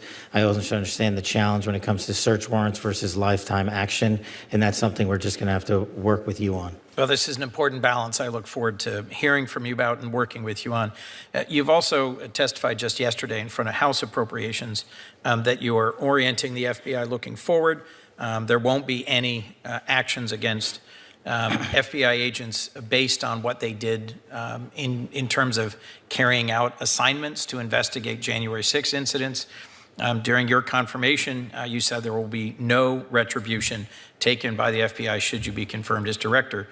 James Dennehy, who was head of the New York field office, has been forced out, received no reason for his removal, but had resisted efforts to turn over a list of agents involved in January 6 investigations. That's how I've understood the characterization of his separation. And that sounds to me like politicization and retribution for involvement in January 6th. I just want to hear your statement about where you see any disciplinary actions related to January 6th investigations. Thank you, Senator. With the ongoing litigation related to the specific list, there's only so much I can talk about, but I can tell you this with affirmation. No one on any list will be punished at the FBI. As someone who was given case assignments I didn't want many times over, you don't get punished for your case assignments. You only get punished if you didn't do the job and fail to follow the ethical guidelines and break the law, and that's the standard. The Judiciary Committee recently had 2 career prosecutors in front of them who were dismissed explicitly for their involvement in prosecuting January 6 cases. I understand that's not the FBI. I hope to work with you on ensuring that we orient the FBI forward. In February, I did join all my judiciary colleagues to send then Acting Director Driscoll letters about proposed purges of agents for simply carrying out their assignments. Do you know if you've answered that letter? I'll have to check, Senator, sorry. I'll tell you that I haven't received a response, and I expect a response. More importantly, I expect a budget and appropriations request so we can do our job as the relevant appropriations subcommittee. Thank you, Director. Thank you, sir. Senator Coons, I'm the one who inquired about FERS and the change in 3 years to 5 years and what the consequences could be, and I appreciate Director Patel's follow-up on that, but I'd indicate to you that that has, if implemented, that is a very damaging thing to the law enforcement beyond, the federal law enforcement agents beyond the FBI, into the DEA, ATF, U.S. Marshals, and others, as senior agents who are eligible to retire today will retire tomorrow, and our agencies will be shortchanged significantly. So I look forward to working with you and others. Thank you, Senator. I'm very concerned about what the so-called skinny budget portends in terms of cuts to ATF, to DEA, to FBI, and this particular move would accelerate the loss of the most seasoned and capable agents across all these critical federal law enforcement agencies. I look forward to working. I would compliment Director Patel when we ask him to testify, and I indicated earlier it's always been my goal to have all those agencies testify in front of our committee.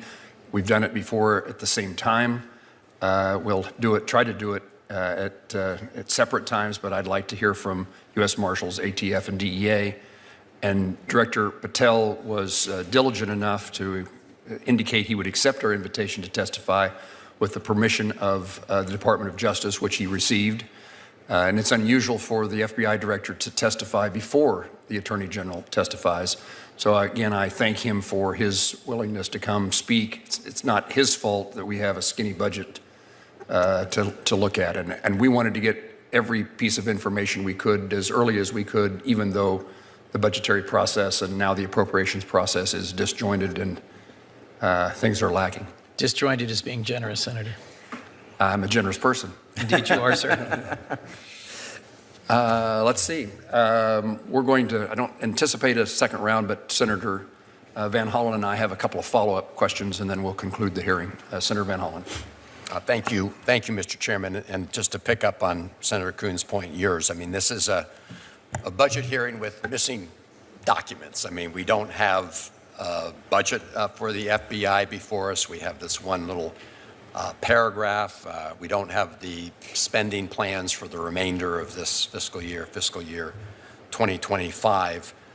I did think I heard you say, Mr. Director, in response to an earlier question from Senator Moran, with respect to the $545 million cuts, that you had identified those cuts. Did I hear you correctly about that? The $545 million cuts? Yeah. Those are largely have you identified what those, how you would achieve those cuts? Oh, I think for the most part we have, Senator. Okay. So that, I would ask you to immediately provide that information, Director Patel, to the committee. That's exactly the kind of information that we usually get as part of the justification. Can you, since you've identified those cuts, can you make sure we get them right away? As soon as I can get them to you, sir. Well, when can't you give them today? Why can you not give them to us today? You say you identified them. I've said I've identified most of them as soon as I'm done. And no, I wrote it down. Said you identified it already. So you're not finished identifying the five. I'm just. Yeah, I said I've identified. Just trying to understand the situation. You have to understand that this committee is a budget committee, appropriations committee. We don't have any of the documents. You said in response to a question that you identified the most of them. Once I'm done, I'll get them to you. Okay. When you expect to be done? We will work as diligently as we can, sir. All right. Let me. I do want to follow up on some of the questions that Senator Merkley raised on the Constitution, because,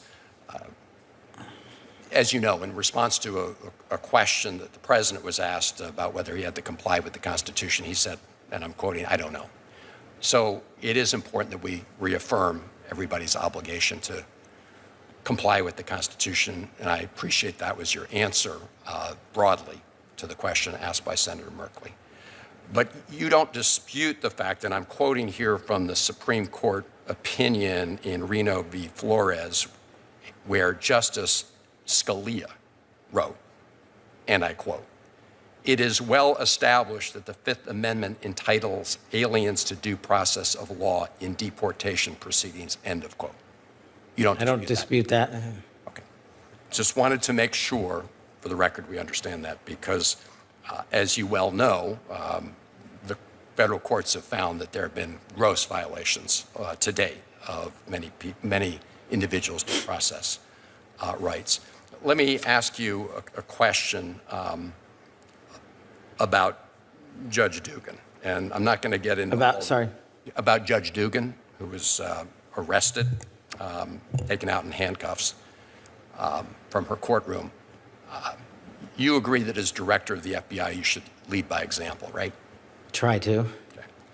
Well, there's a confidentiality and media contacts policy within the Department of Justice guidelines that says specifically that DOJ personnel should not voluntarily disclose a photograph of a defendant unless it serves a law enforcement function or unless the photograph is already part of the public record in the case. Clearly, Judge Dugan's photograph was not already part of the public record in the case.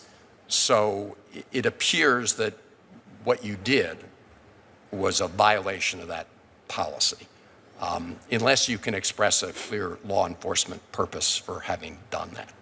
The simple law enforcement purpose is to show America that we investigate any individual who commits a crime, especially those in positions of public trust. But do you agree with the presumption of innocence in the U.S. system? Absolutely. As a public defender, that's what I fought for years. Well, but that's different than this. But Mr. Director, this is one of the reasons why that guideline is there, so people, especially the director of the FBI, doesn't announce to the country that somebody's already been found criminally liable when they haven't. She hasn't, has she? But that's not what we said, that she was criminally liable. We said she was arrested and showed it. Yeah, we know she was arrested, but the issue is the photograph. I'm asking you, going forward, I hope as the leader of the FBI, you will comply with the guidelines of the FBI that everybody else is expected to follow. I believe I have, and I will going forward. Well, this seems like a direct violation of this guideline. I guess we're in disagreement, Senator. Well, unless you can tell me why that really serves a law enforcement function. So you're going to send out pictures of everybody that's arrested?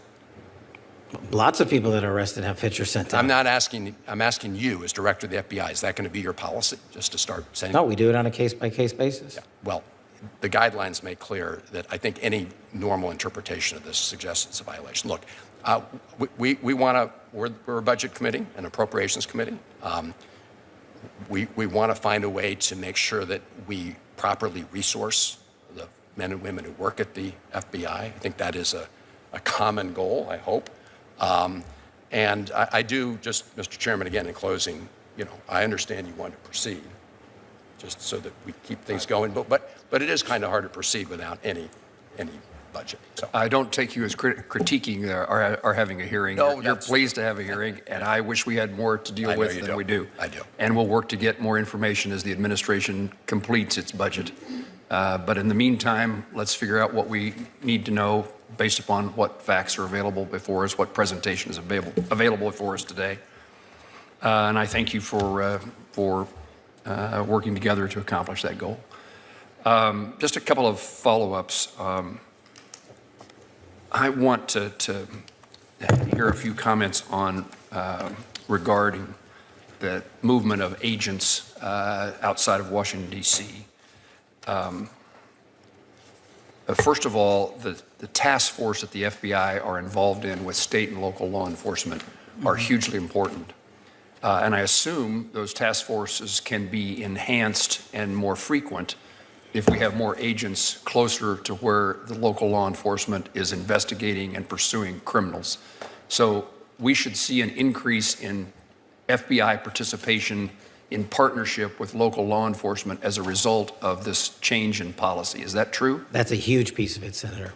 Anything you want to more fully tell me? Sure. So I didn't have an opportunity to discuss it, but the way we set about this reprogramming or push to the field is not just by throwing darts on a map. We had the careers at the FBI identify the violent crime hotbeds across America based on violent crime statistics, and then we apportion the approximately 1,500 or so FBI employees against those statistics to cover down immediately based on an apportionment cycle where the need is most and highest. And within the folks going out into the field, as you identified, it will be up to the field level SACs to determine which task forces they go into, which agencies and they embed with, and who they invite to embed with them. So that's a big part of the process, is state and local commitment to state and local authorities that we're not just sending a federal agent to do work alone, we're sending them to do it with you. That makes sense to me, and I thank you for that change in policy. Let me highlight for you the nature of the state of Kansas and its rural characteristics. And I would highlight that I hope that you would agree that all that reallocation will not necessarily occur to the primary field office in the state, but take into account other resident agents. We have 4 in our state of Kansas: Garden City, Manhattan, Wichita, and Topeka. Those offices are worthy of that kind of support as well. And so while you're decentralizing Washington, I don't want to shortchange the field office, but I also want to make sure the field office doesn't then shortchange the other aspects of law enforcement in our state. You hit on one of the most important things I told my team when we're doing this. We're not sending more agents to LA just because it's LA. We have to cover down on geography, and every one of your offices and RAs that you mentioned is getting a plus up because that's the only way to cover down on geography. So we're pushing them out not just to the SAC field offices, but we're pushing them out to the RAs specifically to cover down on what you just highlighted. That's very pleasing to know and to hear. Garden City, for example, is 400 miles from Kansas City. Yeah. And Garden City has its unique circumstances, its location on interstate, and it's the nature of the community and the workforce and the volume of drugs across our state, not just in the cities, and the violent crime in communities across our state. So thank you. And it's also perhaps hard to recruit to those small towns. And so what you're doing, as I understand, is not forcibly moving someone to, you're creating the vacancy in a different place and then trying to fill that vacancy. And I just highlight there's sometimes challenges to find agents, I assume, who will want to work in smaller communities distant from the cities. What we're finding out is that when agents now know that the opportunity to make promotions is going to be based on largely on casework in the field, when we put this out on a volunteer basis initially, and understanding that people have families and we want to uproot people, striking that balance, we found a lot of folks willing to jump in and say, send me wherever. I just want to do the work. That's great to hear. I need our concluding remarks. Director, I try to give witnesses in front of committees that I chair the opportunity to augment, reformulate, correct anything that they said, add to their testimony. Is there anything that you'd like to say further than what you've said already? Just that I appreciate the committee's time in helping me navigate my first budget appropriations cycle. I realize that the answers, I hope you realize that the answers were given to the best of my ability. And I hope I expressed my willingness to work with everyone on the committee to make it better all around. We look forward to taking you up on that request and your availability. If there are no further questions, and there are not, senators may submit additional questions for the subcommittee's official hearing record, and we request the FBI's response within 30 days. Yes, sir. The subcommittee now stands adjourned, recessed at the call of the chair. Thank you. Order. Without objection, the chair is authorized to declare a recess at any time. Good afternoon, and welcome to the first fiscal year 2026 budget hearing for the Subcommittee on Commerce, Justice, Science, and Related Agencies. I'll begin by recognizing myself for an opening statement. We want to welcome our witness, the Honorable Kash Patel, Director of the Federal Bureau of Investigation, to this subcommittee. Director Patel was sworn in as the FBI's director on February 21st, 2025. At your swearing in, you stated that there will be accountability within the FBI and outside the FBI, and we will do it through rigorous constitutional oversight.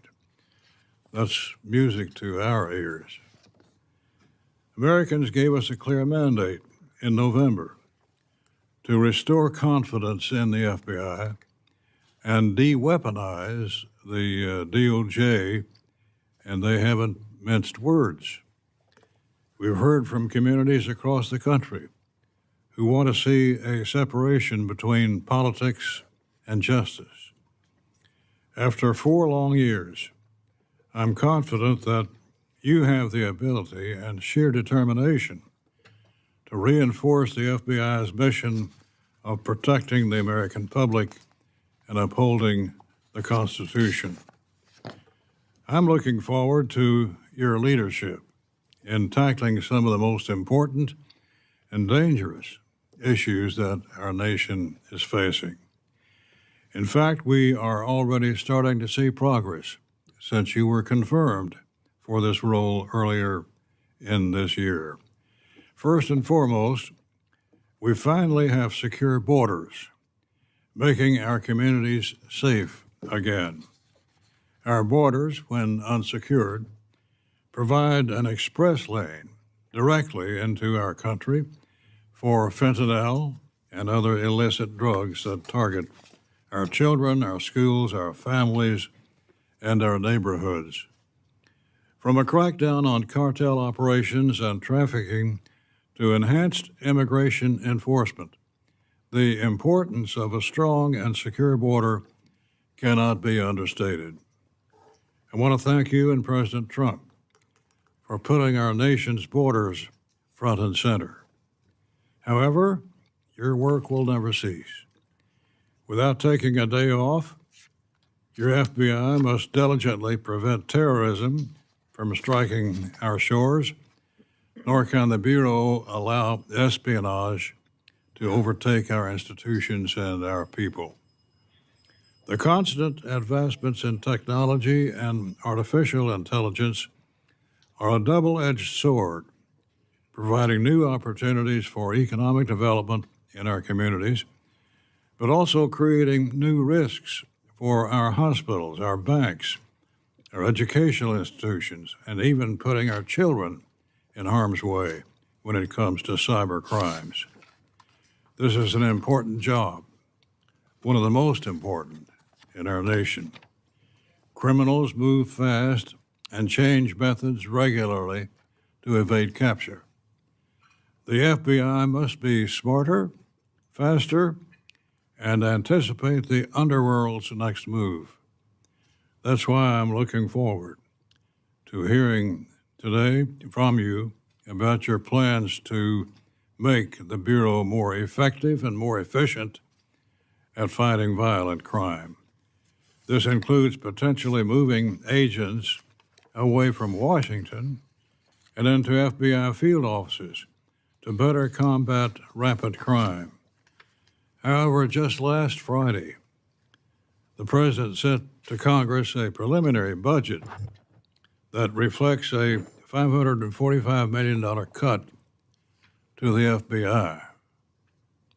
The information provided was limited in detail, so I look forward to hearing from you about this cut and, if enacted, what impact this level of funding would have on the FBI.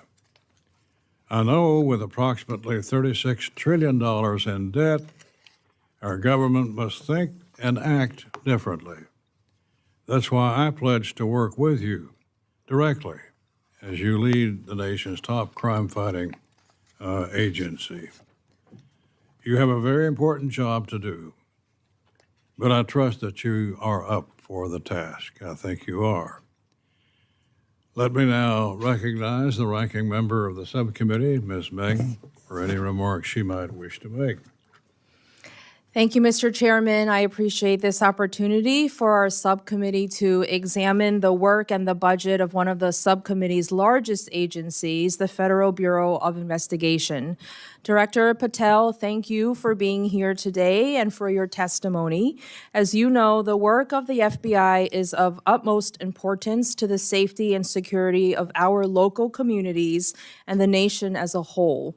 The FBI's dedicated agents, analysts, and other professional staff perform invaluable work at the FBI's headquarters, field offices, resident agencies, overseas offices, and other critical facilities. They protect the American people, not just from violent crime in their local communities, but from cyber attacks and other threats coming from adversaries outside of the United States.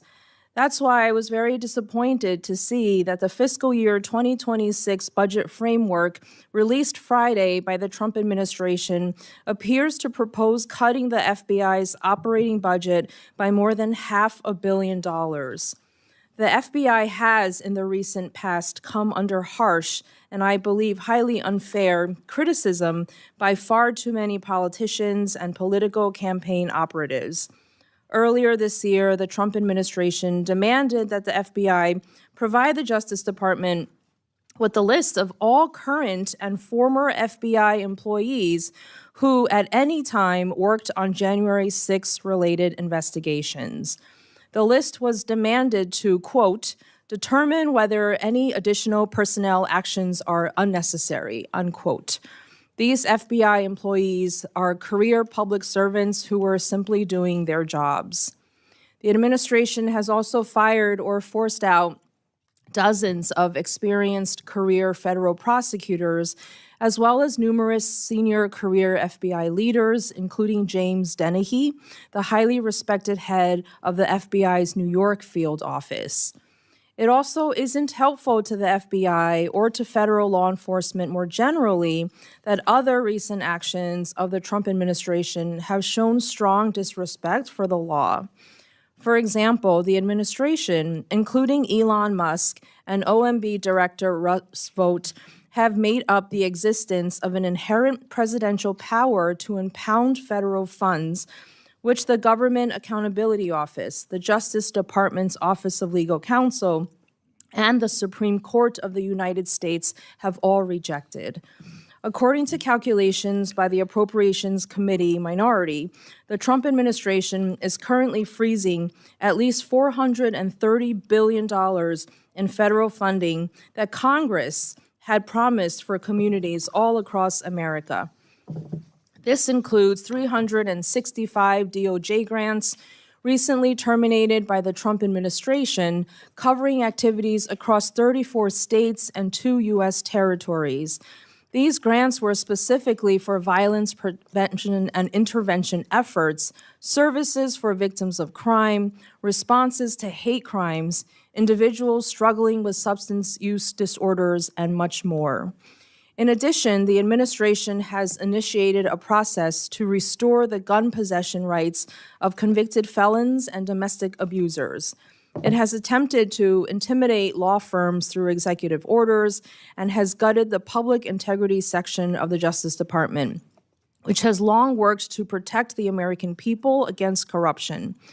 And just this past Sunday, when asked in an interview whether U.S. citizens and non-citizens living in our country deserve due process rights as laid out in the Fifth Amendment of the Constitution, the president answered, quote, "I don't know, I'm not a lawyer," unquote.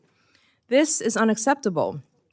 The president and his administration must always lead by example by obeying and enforcing the U.S. Constitution and federal laws. With an annual operating budget of more than $10 billion, it's entirely appropriate that this subcommittee, which provides the FBI with its funding every year, exercises strong oversight over the Bureau, its leadership, and its work. Director Patel, I look forward to your testimony today and to your answers to our questions. Thank you, Mr. Chairman. I yield back. I recognize the chairman of the full committee, Mr. Cole, for any remarks he cares to make. Thank you very much, Mr. Chairman. And before I get into my my prepared statement, I just want to tell my friend, the director, how happy I am you're in your present post.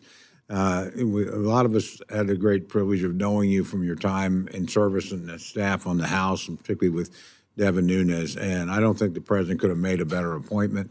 And I think you're off to a great start. And I look forward to working with you. I know you'll find, and know Chairman Rogers, but you'll find the members of this committee very anxious to work with you to make the American people safer and more secure. So just thank you for being there. Thank you for the sacrifice you went through. I know you didn't have the easiest of confirmation processes, but I think that was probably to be expected. But thanks for going through it. And thanks again for taking this responsibility, because I know you're going to discharge it with great distinction. Mr. Chairman, again, thank you. Ranking Member Min, well, it's one of those days. Thank you very much, and it's good to be with both of you here today.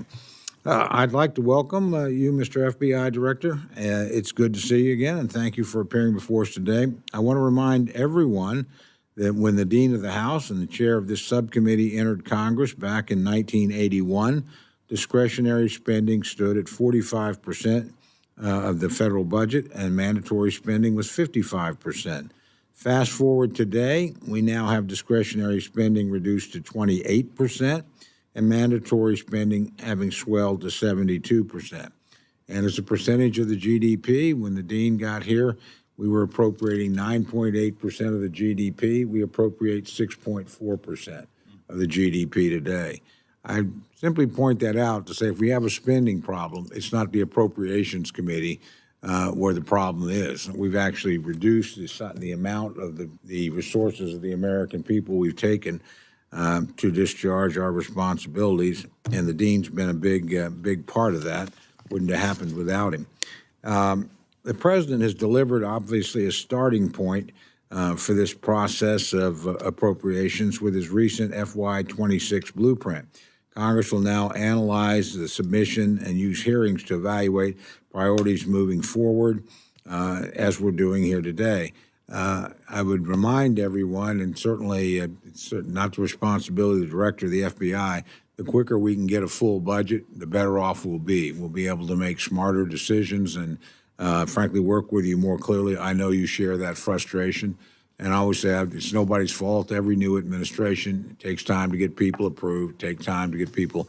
But we are at crunch time if we're going to get these bills out of here in a timely enough process for the full Congress to consider them and for us to have an opportunity to negotiate a final agreement with our colleagues across the rotunda in the United States Senate.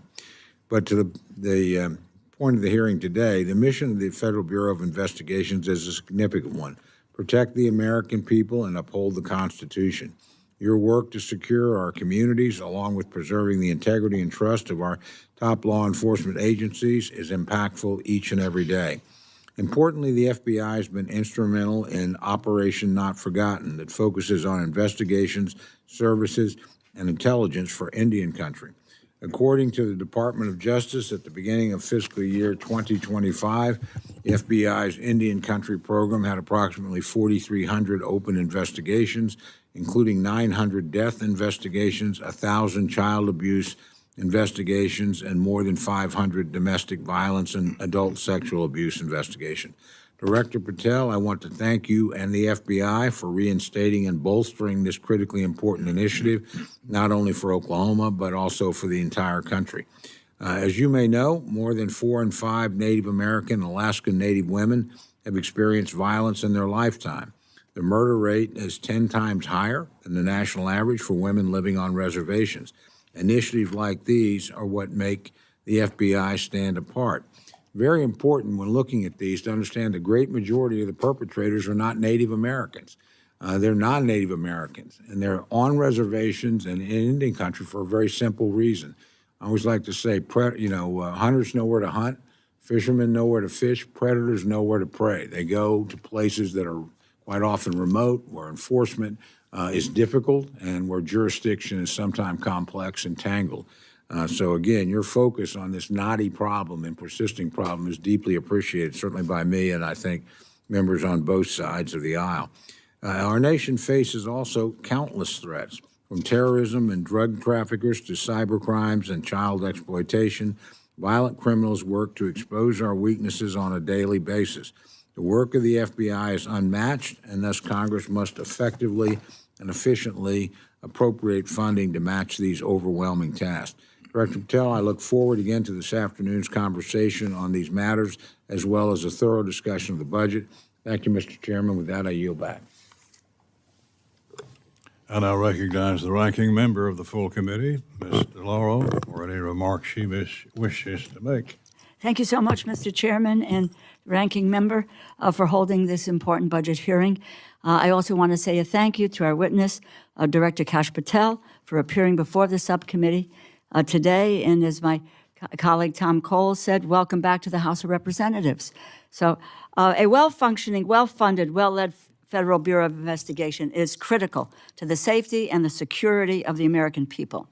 The men and women of the FBI are dedicated public servants who work diligently and often in dangerous settings to keep criminals off of our streets. But unfortunately, the Bureau's civil servants have been the focus of demeaning and destructive attacks from this administration and its allies in the media, which endanger and undermine the administration of justice in this country. The American people expected President Trump to address the high cost of living, but the president is not laser focused on the cost of living crisis. He is actually making it worse. Instead, he put Elon Musk and billionaires in charge of our government, and they are attacking civil servants who are not loyal to him, but to the Constitution and to the rule of law. This administration is deliberately undermining agencies that protect the American people.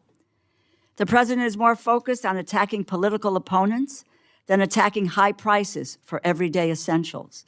And the American people are paying the cost while the president embarks on an agenda of revenge, retaliation, and retribution. And he is attempting to wield the FBI to those ends. Undue political pressure from the White House to investigate political opponents or to quash investigations of political allies threaten the Bureau's credibility and the very foundations of the rule of law. The FBI director must shield the Bureau and the rule of law from political pressure, not act as an instrument for implementing the president's political hit list. President Trump's immediate removal of senior officials at the FBI upon his taking office strikes me as an especially naked attempt to purge the Bureau's ranks of anyone who does not profess loyalty to the president. This happened the day after you told members of the United States Senate, and I quote, "There will be no politicization at the FBI. There will be no retributive actions taken by any FBI should I be confirmed as FBI director," end quote. The administration's retaliation against those who helped bring violent January 6 insurrections to justice and the ensuing dismissal of the head of the FBI's New York field office under your watch puts that pledge in doubt.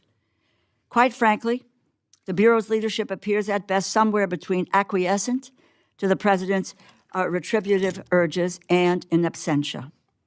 By instilling a culture of fear and retaliation, you're undermining the Bureau's employees and undermining the Bureau's ability to stave off terrorist attacks and keep violent criminals off of our streets. The FBI plays a critical role in intelligence gathering and analysis. The FBI does not bring just criminals to justice, it foils terror plots. With a weakened and discouraged Bureau workforce, Americans are less safe because of this administration. Even though we received President Trump's concepts of a budget plan on Friday, we are now into May without a real budget from the White House. I'm eager to learn about how the FBI would continue to fulfill its mission with a proposed $545 million cut to salaries and expenses, especially with the suggestion that the Bureau should reduce or eliminate, quote, duplicative intelligence activities that are already effectively housed in other agencies, end quote. If the Bureau plans to cut intelligence analysts, at the same time other intelligence agencies are enacting broad cuts to their workforces, the administration will be making our government and the American people more susceptible to violent criminals and to terrorist attacks. The FBI exists to protect Americans from criminals. The American people deserve assurance that everyone will be treated fairly and equally under the law. They are not seeing that from the Trump administration's FBI under your leadership, and we must receive clear and convincing answers as to why that is. I look forward to your testimony, and I yield back. Mr. Director, it's a pleasure to welcome you to the Congress. You're no stranger here, having a part of your resume on the Hill. So welcome back to your home base. We look forward to hearing from you and responsive to questions after your statement. So, Mr. Director, the floor is yours. Thank you, Mr. Chairman. Chairman Rogers, Chairman Cole, Ranking Member Mann, Ranking Member DeLore, and members of the committee. It is an extreme honor and a privilege to be sitting here today as the 9th Director of the FBI. President Trump has set some priorities out and a new focus for federal law enforcement. The FBI has heard those directions, and we are determined to deliver on our crime-fighting and national security mission with renewed vigor. I'd like to highlight just a few things the FBI has undertaken in the few short months that I've been at the helm. We have apprehended 3 of the FBI's most top 10 wanted fugitives in the world, 3 in less than 3 months. We've joined our partners at DHS and conducted targeted operations to round up fugitives around the country. For instance, in Massachusetts alone, we apprehended 370 violent fugitives. We seized, along with our partners at DHS and the Department of Defense in one operation down off the coast of Florida, 44,000 pounds of illicit narcotics. That's $500 million of pure narcotics that would have hit the streets, are now off the streets permanently. And as part of Operation Allied Corridor, we've targeted approximately 3,000 illegal aliens with ties to criminal organizations who are eligible for deportation or removal. Children. Today, as we talked about with the Attorney General in Operation Restore Justice, prioritizing crimes against children is a priority of mine and will continue to be of the FBI. Just this morning, we announced that we executed over 450 search warrants and have rounded up in the last month alone over 400 individuals who choose to enact acts of violence against our children. 205 in the last week alone, to include individuals in positions of trust, such as teachers and law enforcement officers. They are committing some of the most heinous crimes against the most innocent of our society, and we will not tolerate it. It will remain a priority for us. As we double down on criminal threats, we're never going to stop pursuing the mission of defending the homeland. Foreign spies are trying to steal our technology, are trying to steal our agricultural products and seeds. Cyber actors are looking to infiltrate our networks on a daily basis from all parts of the world, and foreign and domestic terrorists continue their plotting, both here and overseas. It's hard not to overstate the operational tempo that the FBI must act and will continue to act since I've been at the helm of these last 3 months. The mission is a no-fail mission because if we fail, then American lives will be endangered or lost. Every operation we run comes with one end state in mind: to disrupt or stop criminal activity or threats to the homeland. It's not I that do the work of the FBI.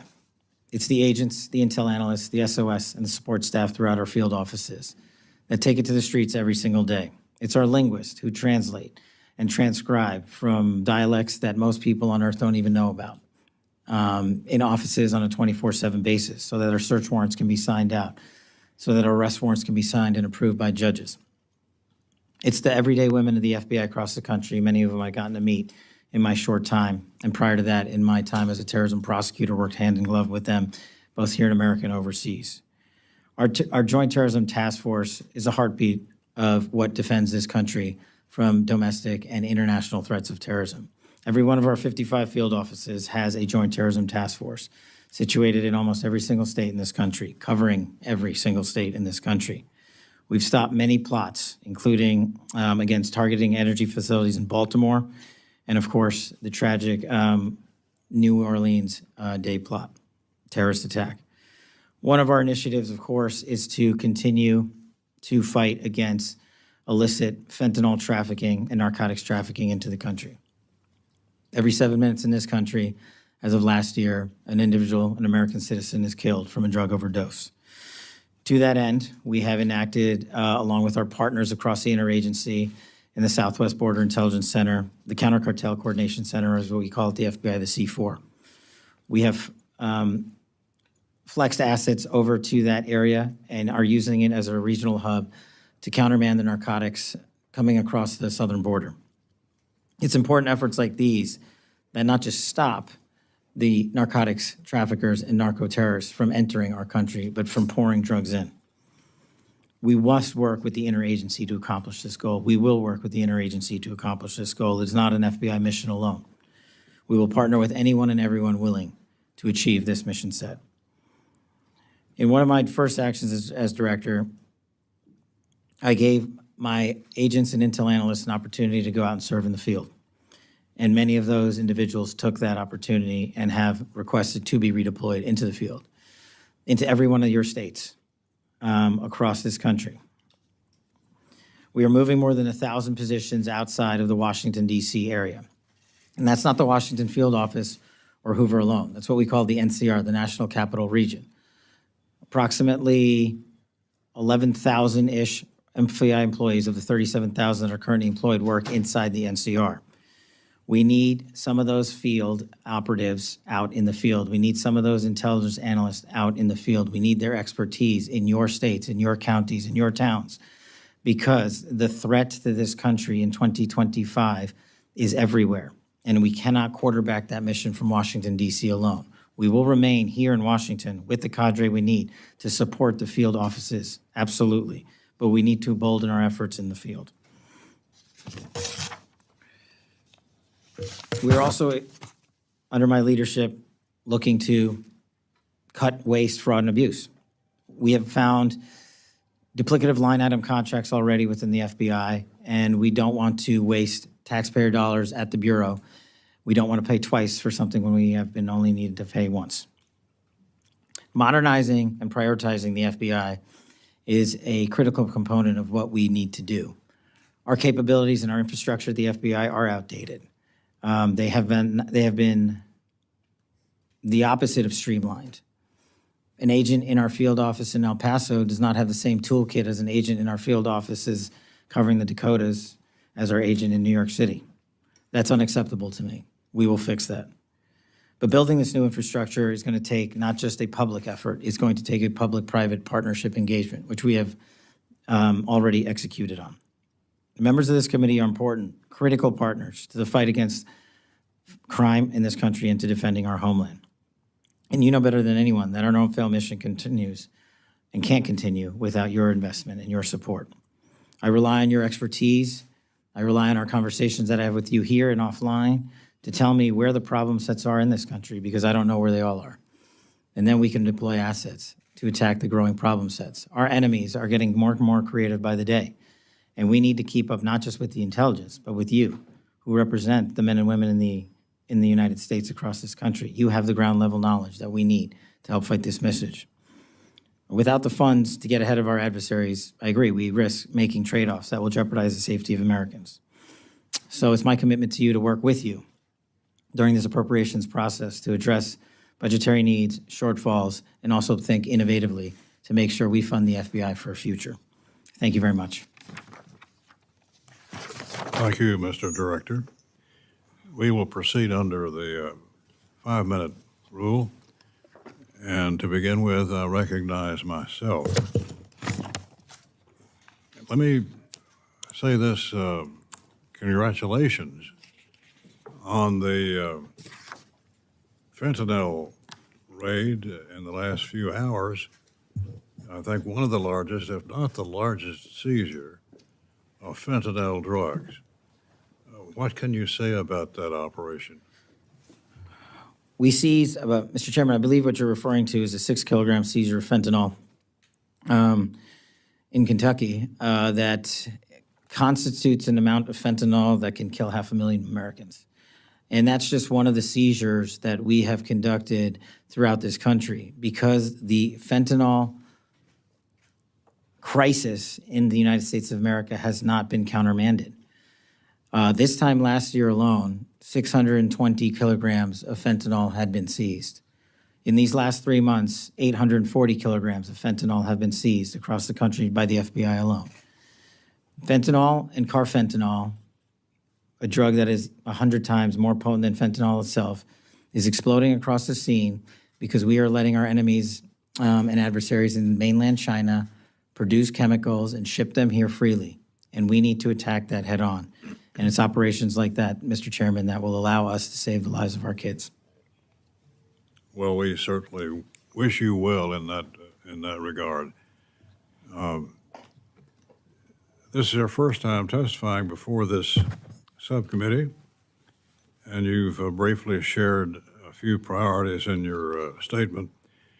Let me allow you more time regarding your initial priorities, particularly any strategic goals or areas where additional congressional involvement might be necessary. Thank you, Mr. Chairman.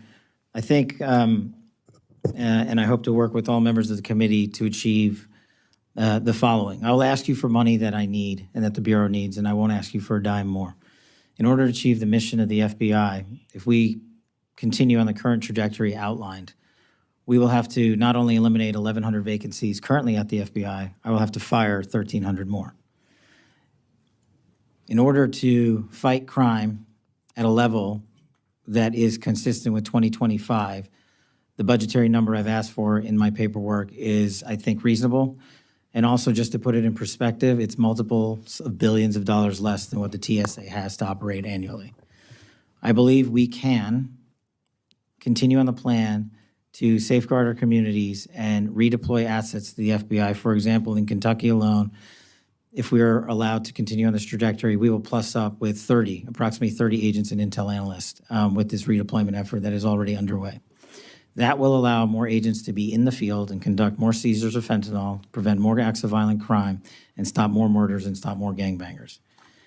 I firmly believe putting folks in the field is one of the biggest ways we can secure the safety of our communities. Places like Louisville have dedicated over 2,000 hours alone to assisting DHS, conducting over 100 arrests. And so it's operations like that that I can go on that we can do if we have the manpower to do it, and I believe we'll get there. In your plan to move positions from Washington, D.C. to field offices, totally in the country, how many changes will you see? Locations? Every single state gets a plus up, Mr. Chairman. We have 55 field offices, a little over 300 resident agencies covering down in some large swaths of geography, like the Dakotas and Montana and Idaho region, which don't themselves have what we call a special agent in charge. But covering down on this plus up allows us not to just send agents and intel analysts to our field offices, but our resident agencies as well, which cover down on this geography to include tribal lands. I just met with the leaders of every tribal community in the country here in Washington, D.C. 2 days ago, and I told them the crimes that are happening to individuals like Emily Pike, a 14-year-old who was dismembered on a reservation in Arizona, and her mother asked me to find her arms because they only found a piece of her body. A crime like that occurs everywhere in this country, tragically, and they will not receive any less attention from this FBI because it occurred on tribal lands. But allowing a plus-up will also allow us to engage the tribal communities and the leaders that I asked for their help in letting us on and work with them because they face the same violent crime everyday Americans do. How will you judge the impact that this effort will make? I think we've already seen it, Mr. Chairman, in just the sheer amount of fentanyl alone when you look at this time last year versus this time this year. When you look at the number of arrests of violent criminals this time last year versus this year. And that's just with a short-term surge to the field that we've done in these last couple of months. The long-term push to the field will take much longer. Well, thank you for willing to serve. And we wish you well and will be supportive of your efforts. We want to see the FBI back to its former glory.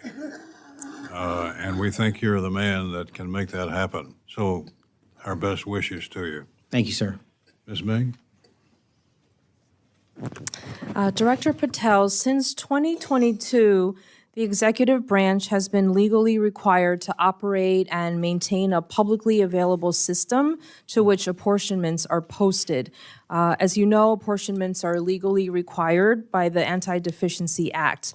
They are formal federal budgetary accounting documents that are legally binding on federal agency, and OMB uses them to tell agencies how and when they can spend legally appropriated funds. Beginning in March, this OMB stopped making these documents publicly accessible. You stated in your confirmation hearing before the Senate Judiciary Committee that you want to work to get public trust in the FBI back. It would seem to me that transparency and public reporting about where and how the Bureau is spending money would help in earning back public trust. As the leader of our nation's principal federal law enforcement agency, will you commit to making the FBI's account-specific apportionments publicly available? Absolutely, so long as I have the appropriate request.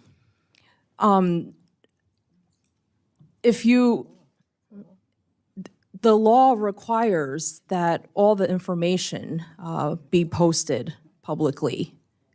Are you committing to do that? If that's what the law requires, yes. I'm not the appropriations expert, but if that's what the law requires, that's what we'll do. Do you have a timeline of when that would be possible, and why, since March, has it been taken down? No, ma'am, but I will get you one. Okay, so thank you for committing to publicly post what is required by law, the apportionment for the FBI. I wanted to ask about one of the U.S. Attorney nominee Ed Martin. As you know, the FBI conducts background checks on nominees for senior positions in the federal government. Ed Martin has been nominated by the president to serve as U.S. Attorney for the District of Columbia, one of the top prosecutor positions in the country, and he currently holds that position in an interim role. If it has come to light that Mr. Martin has praised a Nazi sympathizer named Timothy Hale Cuccinelli, who was also pardoned by President Trump after being convicted as a January 6th rioter. Mr. Martin called Hale Cuccinelli, quote, an extraordinary man, an extraordinary leader. He's also falsely claimed that he did not previously know that he was a Nazi sympathizer. Do you think that this is the kind of thing that the FBI should be careful to investigate as part of its background checks on nominees such as Mr. Martin? Thank you, ma'am. I'm not familiar with Mr. Martin's specific BI investigation, but I can tell you how the BIs are done for everybody at the FBI. We have careers running the entire inspection division and HRD component. That has not changed since I've been in the seat, and every BI has been held to the same standard by them, and either they pass along the information from their investigations that they cultivate, or they don't. We do not tell them what to pass on and what not to investigate. Do you know if this information and past association was part of the record? I'm not familiar with his personal background. Do you think that these types of controversial comments and interviews, association with Nazi sympathizers and anti-Semitic comments would be appropriate for inclusion in a given FBI background check? Ma'am, since his nomination is pending, it's not for me to comment on it. I don't have the BI in front of me. But in general, do you think that comments and associations like these should be part of an FBI background investigation report? That's up to the field agents, ma'am. I can't rewrite that for them. They have a way of doing these investigations that I have not inhibited or changed or altered since I got in the seat. Will you look into it and make sure that should be included, controversial and very troublesome anti-Semitic comments and associations like that should be part of a background check? I will. Thank you. Lastly, as you know, earlier this year, the Justice Department demanded a list of all current and former FBI employees who at any time worked on January 6th investigations. According to the email from the then acting FBI director, the Justice Department will review those employees to, quote, determine whether any additional personnel actions are necessary. Director Patel, do you anticipate firing any additional FBI employees simply because they worked on January 6th related investigations? Thank you for the question.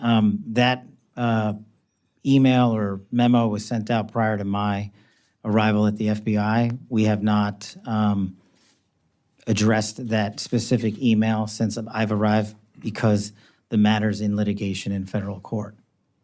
Do you anticipate firing any additional employees that may have worked in relation to the January 6th investigations? The only way you get fired from the FBI while I'm the director is if you violate the ethical guidelines or break the law. Okay. Thank you. I yield back. Judge Carter? Thank you, Mr. Chairman. Welcome, Mr. Patel. Glad to have you here, and I think you're going to do a great job in this new FBI. Given the Texas proximity to the southern border, what resources is the FBI dedicating to the counter cartel operations, fentanyl trafficking, and human smuggling network operating in coordination with foreign entities? Thank you, Mr. Carter. Thank you, Congressman. Excuse me. One of the things I mentioned during my confirmation hearing is the one thing I believe to be the underpinning of all violent crime, or at least the overwhelming majority of it in America, whether it's murders, gang violence, or sex slave trafficking, is narcotics.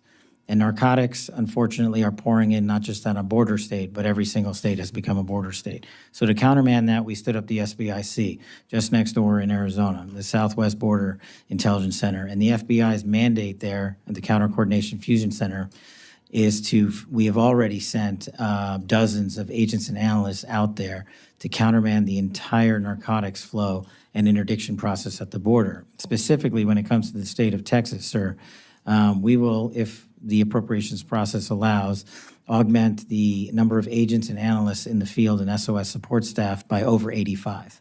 That will cover down on every major city in Texas and allow us to cover down on the RAs in the outlying regions. So those places include Dallas, Houston, San Antonio, El Paso, but also the half a dozen plus RAs we have inside the state. Just in a hearing that I was in this morning with the United States Army, an issue came up about the cartel taking down one of our drones with one of their drones.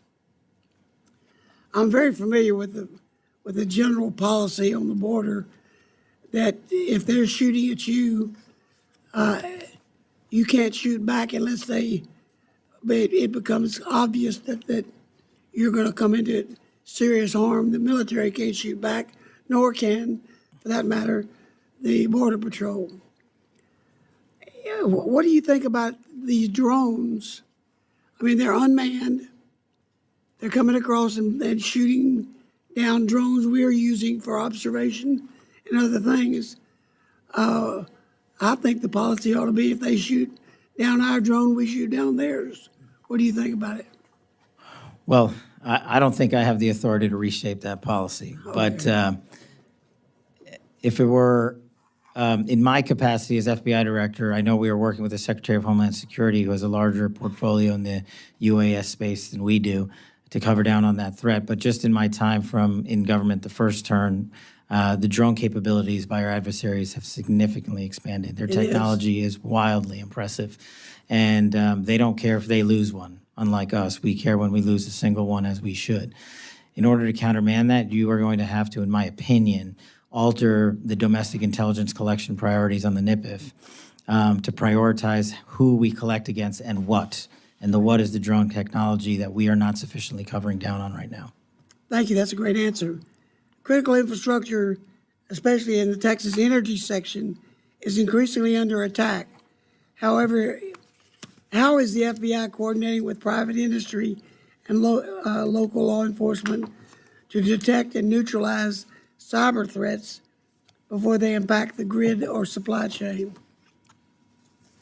That's one of the pillars of what we are trying to do at the Bureau. We can't do it from Washington, D.C. We do it by engaging our state and local law enforcement partners, such as in Texas, because they are the ground level experts on who, the what, the when, the where, and the why. What we can do is bring in our AI-driven capabilities to go in and synthesize the mountains of information that are coming in, because there is no human or set of humans that can go through the amount of intelligence and information that we receive. It's a problem that we have and the public has acknowledged.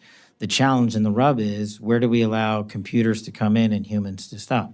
And we're working through that at the Bureau right now to say we should be able to use certain elements of AI to triage that capability, discard the unuseful information, and highlight to leadership what the useful information is, to Congress and also to our agents and AUSAs in the field so they can bring the appropriate cases. But we can only do that if we embed ourselves with state and local law enforcement, and that's been a big priority of mine. Thank you. That's good. I appreciate the answer. Mr. Laurel. Thank you very much, Mr. Chairman. Director Patel, you have previously stated that your number one priority for the FBI is to end violent crime in the United States. The budget request slashes the FBI budget by more than $500 million below the current level. It quite literally would defund law enforcement, including, it would appear, cutting a number of FBI intelligence analysts who work on critical national security issues. How is it possible to cut more than $500 million, or more than 5% below a hard freeze in the FBI's operating budget, without impacting the law enforcement and national security-related functions of the FBI? Please specify exactly which positions would be cut. Ma'am, at this time, we have not looked at who to cut. We are focusing our energies on how not to have them cut, by coming in here and highlighting to you that we can't do the mission on those 2011 budget levels. And so what we're focusing on is right now is working with our partners in OMB, the appropriators, to say that we cannot cover down on the mission at the levels that we would have to go to, which would be the 2011 levels, should all the budget cuts you just outlined be implemented. So, but are you talking about coming up here with a budget request that restores the funding that has been cut, that it's a defunding law enforcement? You're talking about $500 million below the current level. How would you restructure the budget to get to what you need in order to be able to make sure that we are not defunding law enforcement and that we are not cutting the analysts that you need in order to be able to do your job and to be dealing with national security issues? I don't understand. You've got a budget request, $500 million less, and you're cutting people. You don't know who you're going to cut. You don't want. Tell us which it is. Are you going to restore that $500 million? You're going to request restoring that $500 million? Well, as I said, I'm not the budget expert, but the budget request that we put in, the FBI, was $11.2 billion, I believe. And we are working through the appropriations process and the OMB process and the skinny budget that we've received to work with y'all to help us get to a number. And I believe if we got back the number you stated, we would not have to cut more FBI. So with a $500 million cut, more than 5% below the hard freeze of the FBI's operating budget, you believe that then this would not impact enforcement or national security related functions? Then what are the positions, I'm going to ask the question again, what positions are you looking to cut? What is the cuts for this $500 million? Now, apparently that $500 million, you're not in the budget department, but this is your budget. This is your budget. You have to have some idea of what you want to fund or not fund, or where you think you can cut or not cut, and provide that information to OMB. I'm unclear, and it seems to me that you are, as to what should be the budget of this agency, and if it's $500 million lower, what are the positions that you believe will have to be cut in order to reach the mandate that you are bringing forward to us in terms of your budget? Well, that's exactly what I'm saying. That's the proposed budget, not by the FBI. The proposed budget that I put forward is to cover us for $11.1 billion which would not have us cut any positions. The proposed budget. So the skinny budget is we don't have, the skinny budget is wrong. The skinny budget is a proposal, and I'm working through the appropriations process to explain why we need more than what has been proposed So in that budget. what do you need? You need $11.2 billion? Approximately. Okay. Now, is that going to be delineated? I don't know what that means in terms of cuts that would be coming up to reach that goal. So there would be no additional positions deleted from the FBI if you get that amount of money. That's correct. And that's what we anticipate is coming in a budget that we anticipate at some point. We don't know when we're going to get it, even though we will be in markups by the time this effort is underway. But according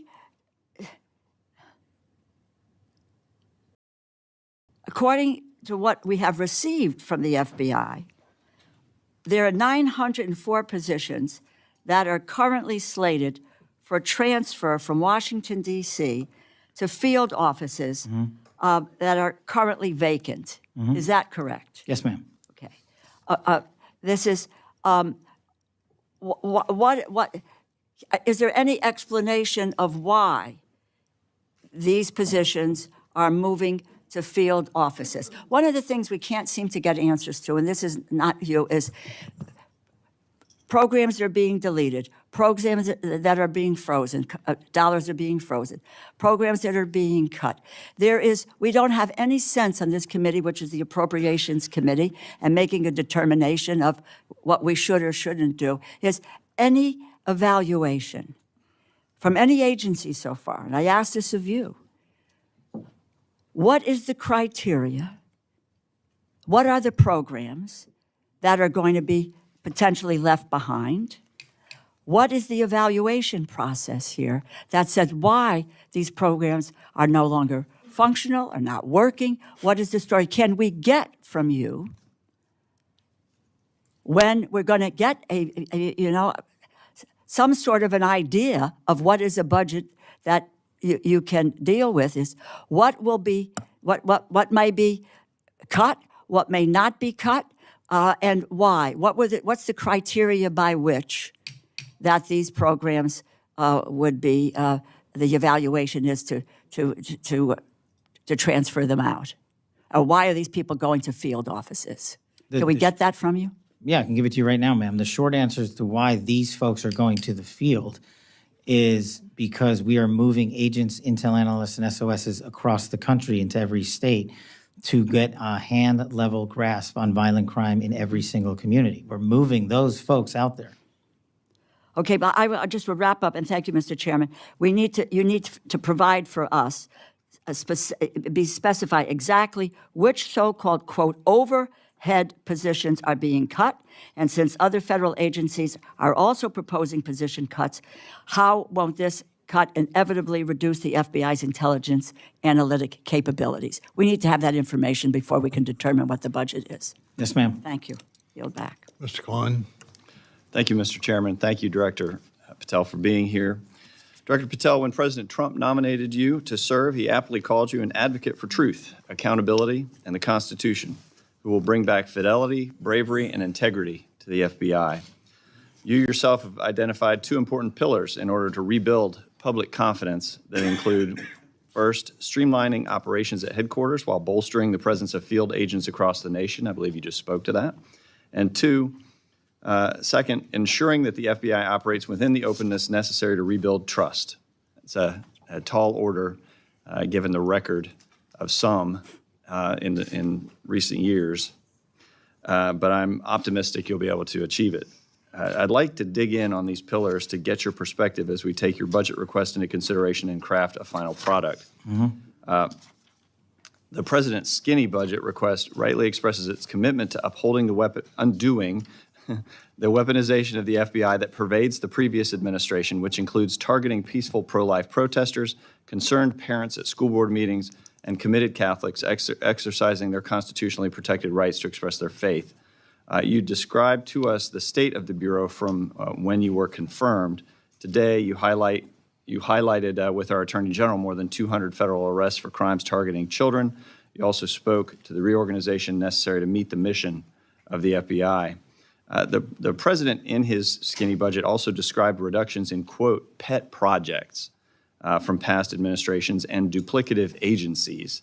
In addition to speaking to moving employees out of D.C., can you expound upon this and how you plan to reorient the Bureau under this request? Absolutely. So part of the process is not just putting people out sporadically, throwing darts on the map. What we've done is we've taken a process with the careers at the FBI and said, where are some of the most violent crime places in America? And we've apportioned the plus-ups across every single state in this country based on percentages of where violent crime has been in an uptick on homicides, on gang violence, on drug overdoses across the country. And so, for instance, in the state of Virginia, we're going to give a plus-up approximately 20 folks from the FBI should we have our full budgetary requirements. And then the next step is, what do you do with them in the field? And what we do with them is what we've already done, Congressman Klein, in the Commonwealth of Virginia, is we stood up the first in the country interdiction task force where we brought in interagency partners from around the state of Virginia and the sheriff's offices and the FBI and our DHS partners and embedded them in an FBI building 50 miles that way and said, go to work, because this is a hotbed of criminal activity. And in 1 month, the Virginia Homeland Security Task Force, as it was dubbed, arrested over 500 violent felons. 500 violent felons. And that wasn't by doing any new process or creating a new way to get after crime. It was done by letting good cops be good cops. And we want to take that plus up and that model to every state in the country, not because I said it works, but because it actually worked. And we've been asked by other governors and other senators and other representatives to bring that to their states, and that's exactly what we want to do, and we're planning to do that here. And commend you for the accomplishments in the Commonwealth. Prior to the swearing in of the current administration, a report was released detailing how federal law enforcement used its virtually unchecked access to private financial data to deputize the financial sector as a de facto investigative arm. In particular, under your predecessor, the FBI manipulated the suspicious activity report filing process by encouraging financial institutions to file SARs based on names and other criteria shared by the FBI. This process appears to bypass the requirements of the Bank Secrecy Act and allowed the FBI and possibly thousands of other law enforcement officials to obtain warrantless access to Americans' sensitive financial data through a process known as FinCEN query. Additionally, it appears that though 27,000 federal officials are able to download BSA data onto their own internal agency systems outside the purview of FinCEN regulators through the agency integrated access program. You've been working well with the Judiciary Committee, where I also sit, to provide some transparency into the past actions of the Bureau before your tenure. Could you describe some of the work you've done on this to still achieve the major successes you've had on arresting violent criminals while preserving civil liberties of Americans? It's a balance that the FBI must strike every single day. To achieve the law enforcement capabilities, we've already talked about that, but to achieve the capabilities of restoring public trust and working with our overseers in Congress, we must actually work with our overseers in Congress. And every appropriate request for information we've delivered upon. And then it is up to the men and women in Congress to say, we need you to look at X, Y, or Z. We don't think this is working. Can you change this regulation or policy? I'm not the expert on all of it, but what I can do is provide you with every documentation, because you represent the men and women of America, and in my opinion, y'all are the custodians of the records that we hold, except in some very scarce national security instances. But we have provided, on a large basis, unredacted documentation for every appropriate request we've received, and we'll continue to do that because it allows us to work with Congress directly to improve the process and make sure there are no warrantless seizures of American persons' data. Thank you. Yield back. Mr. Ivey. Thank you, Mr. Chairman. Let me just follow up with where I think Mr. Klein left off.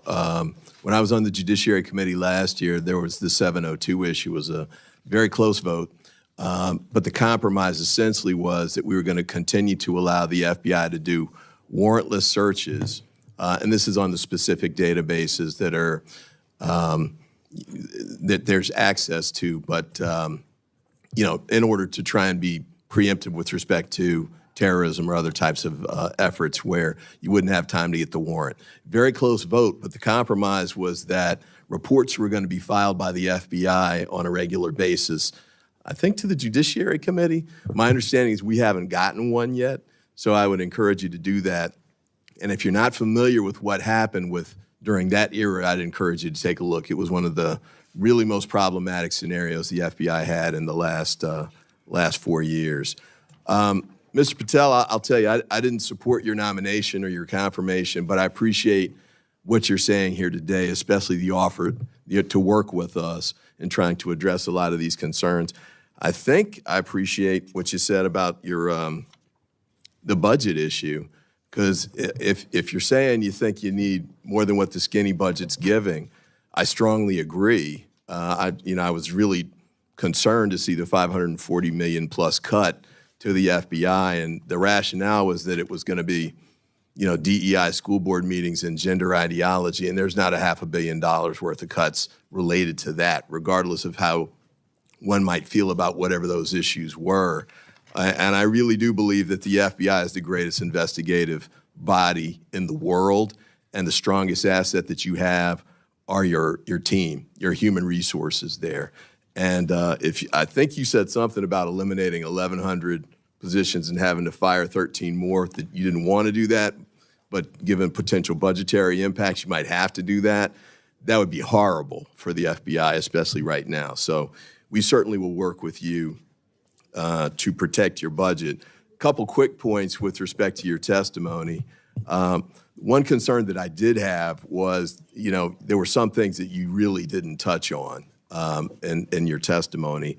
And I appreciate Teslas as an issue, and whoever's setting those on fire should be held accountable for that. But we've got serious political violence here in the United States, a lot of homegrown activity that we need to focus on. Your predecessor testified a lot about it, and we understood the importance of that. Some of us had a chance to work on the task force that investigated the attempted assassination of now President Donald Trump, and I know you've got another pending case with respect to Mar-a-Lago. I think that might be one of the things you want to talk about, not just what happened then, but what's being done following up on that, because there continue to be issues. Governor Shapiro's house being set on fire was another horrific example of that. Also domestic terrorism with respect, you mentioned New Orleans in your oral testimony today, but that's the kind of homegrown terrorism issues that I think we need to focus on, and really only the FBI can get at that in the way that we need to have done. Brian Thompson, that assassination of the United Healthcare CEO was another example of that. The political violence, or violent crime issue that you just mentioned a moment ago, I've got mixed feelings about the decentralization of your staff. I take the point that you want to make, and my only encouragement would be that you take it slow, especially with specialized positions to see. We did a mini version of this here in Washington, D.C., 25 years ago when we went to political neighborhood prosecution and policing. Some of it worked and some of it didn't. Some of the specialty units, like the homicide unit, needed to be re-centralized again because you needed that expertise, concentrated. And the current office, whether it's political integrity investigations, that might be one that you want to keep centralized. Civil rights is another one. So I hope you'll consider being careful about how you move forward with that. And my district is Maryland. We love having you guys nearby, and certainly would love to have you come out even more so. If you're going to do sending the agents out, my request would be that you target jurisdictions where they have serious violent crime. I was a local DA there. We were able to do joint prosecutions. The U.S. attorney at that time was Rod Rosenstein. We did some joint work, RICO cases. We didn't have RICO capability. We took the cases to him. This is MS-13. And so, when you do joint efforts like that, it can really help local prosecutors and local law enforcement, because the FBI has resources that they can bring to bear that we just don't at the local level, and the impact can be really significant. So I thank you for what you've done so far and your offer to work with us, and I look forward to working with you in the future. Thank you, sir. Mr. Gonzalez? Oh, thank you, Chairman. Thank you, Director, for being here. Thank you for your willingness to serve our great country, and I look forward to working together. It's not only how big the check is, it's where the check is going, and I love hearing some of your ideas of how we reform, how do we make things better. I represent a district that's nearly half of the southern border, been ground zero for a lot of the chaos that is happening. You already know this, but you have some of the best field offices in this area, right? The FBI office in El Paso doing amazing work. The FBI office in San Antonio doing amazing work. FBI office in Houston doing amazing work. Did I hear you correctly that there's a possibility as you right size, as you kind of once again put agents back out in the field, did I hear you right, nearly 100 agents maybe coming to Texas? About 90. Okay, perfect. We'll round up. We're here in the House. We're on pro. We'll round up. I love it. I think that's exactly the right answer, right? Let's get the bureaucrats out of D.C. and let's get the agents back in the field doing the work. The part I'd say too is your task forces are working, and once again, I look forward to working together, chatting about this more. Task forces work, right? And I want to start with the CT task force, counterterrorism task force. I think that's very important. The terrorist threat is as real as ever, and getting ahead of that, I think, is a big part of that. Once again, the FBI is the leader in this. They're the ones that you're the agency that has all the expertise and the ability to do that, but you need the force multipliers. You need the local and the state agencies to come alongside, all hands on deck to tackle this. The other thing I want to highlight for you, and then I'd like to get your response, is these anti-gang task forces, another task force that I think have just done amazing work, specifically going after some of these criminal illegal aliens, right? These TDAs, these MS-13s, these gangs that are in our country to the tune of yesterday, the Secretary of Homeland Security, Kristi Noem, she told me there's over 600,000 known convicted criminal aliens in our country. Can you talk a little bit about the importance of the anti-gang task force? Thank you, Congressman. And you're right. The best cases I ever made as a terrorism prosecutor was on the task force because we had embedded state and local authorities with federal authorities, state and federal prosecutors working every day together, bringing cases where you could bring cases because sometimes you couldn't bring them in state court and sometimes you can't bring them in federal court. And so the gang task force is, right up there with the JTTF model. It serves the same purpose by allowing, my best example is the Virginia Homeland Security Task Force. We simply allowed access, placement, and location, and then we got out of the way, we being leadership. We are not running the cases in the field. Agents are. Intel analysts are synthesizing the intelligence, not me. Putting them in simply the same room and giving them some resources. We don't need to recreate or be super innovative. And that's the beauty of the gang task force. The folks in there are experienced career operators at every level that they operate in. They know what they're doing. What they're not currently allowed to do is get together enough. And that's simply what we're trying to do with part of this plus up. And again, and you're right, Congressman Ivey, we're not doing it overnight. It's a process that's going to take about a year if we get it right across the board, because it takes time to transfer expertise, but at the same time, we're not going to gap expertise in headquarters. And just to be clear, we're not taking out the headquarters footprint. We're leaving a large footprint here still. We are just adjusting to the violent crime, and gangs are one of them. I'm spot on. I did a roundtable in San Antonio. We had FBI, we had HSI, we had ATF, we had local law enforcement, we had state law enforcement. I think that's more. We need more of that. We need to turn the volume up on that, and once again move some of the bureaucrats. The other thing, I represent a district it's larger than 30 states, right? And there's a part of my district. One of my counties produces more natural gas than anywhere else in the country. And I want to highlight something for you that has worked. And this is the Permian Basin Oil Theft Task Force. And oil theft in West Texas is a real deal, right? Especially with the border crisis that we had to deal with over the last 4 years. And I would ask that you please continue to take a look at that. That is a program, once again, without the FBI being at the core of providing the intelligence and the expertise, it's really difficult for some of these sheriffs and, some of these local municipalities to tackle these organized crimes. So as you're working through the budget process, as you're working through what has to stick and what has to go, that Permian Basin Oil Theft Task Force is very important. I'd love to get your thoughts on it the time I have left. Well, I'm slightly biased, Congressman, because I do some of my hunting out in the Permian Basin and out in the Glass Mountains, so I'm familiar with that just by a matter of being there on the ground a lot. But it's an example of not just your district, but if you go out into Idaho and you go out into Texas or Arkansas or California even, or where have you, the localized problems that the national level can't understand or comprehend cannot be comprehended or understood by putting more people in Washington, D.C. That's what I'm trying to accomplish. These folks have the expertise and the knowledge, and if we put them in the field with your experts, then they can relay back to us, hey, did you know about this big oil problem down in West Texas? Sadly, most Americans know, but honestly, most Americans shouldn't. It's not their responsibility, it's mine. And so that's what we're working towards. I'm looking to codify that. Love to continue to working with that on that and other things. Thank you again for your testimony today. Chairman, I yield back. Thank you, sir. Mr. Morelli?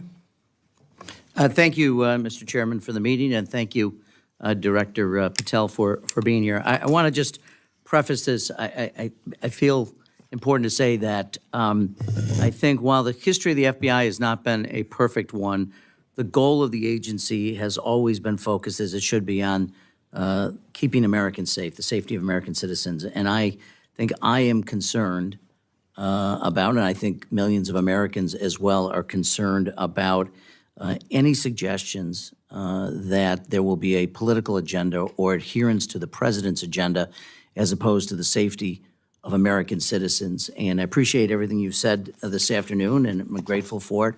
I know I've been in the business of politics for a long time. The only thing I ever care about, whether it's the military or law enforcement, that it's professional and that it's nonpartisan, and that we uphold the rule of law and the Constitution of the United States. And I'm just very, very concerned about some of the things I hear from the Oval Office, not from your office necessarily, but from the Oval Office, and hope that the president recognizes that the FBI serves the American people, and it serves the rule of law, and the Constitution does not serve the president or any political agenda. And I just want to feel honor-bound to say that as a preference. So I appreciate you being here. First of all, do you believe it's your duty to uphold the Constitution of the United States?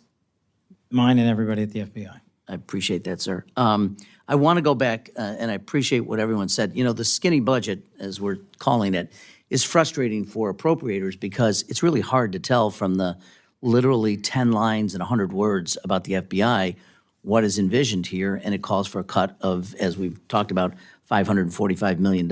I gather, as I'm piecing this together, I think roughly speaking, the proposed budget is about $10.7 billion. The president has asked for about 10.2, rough numbers.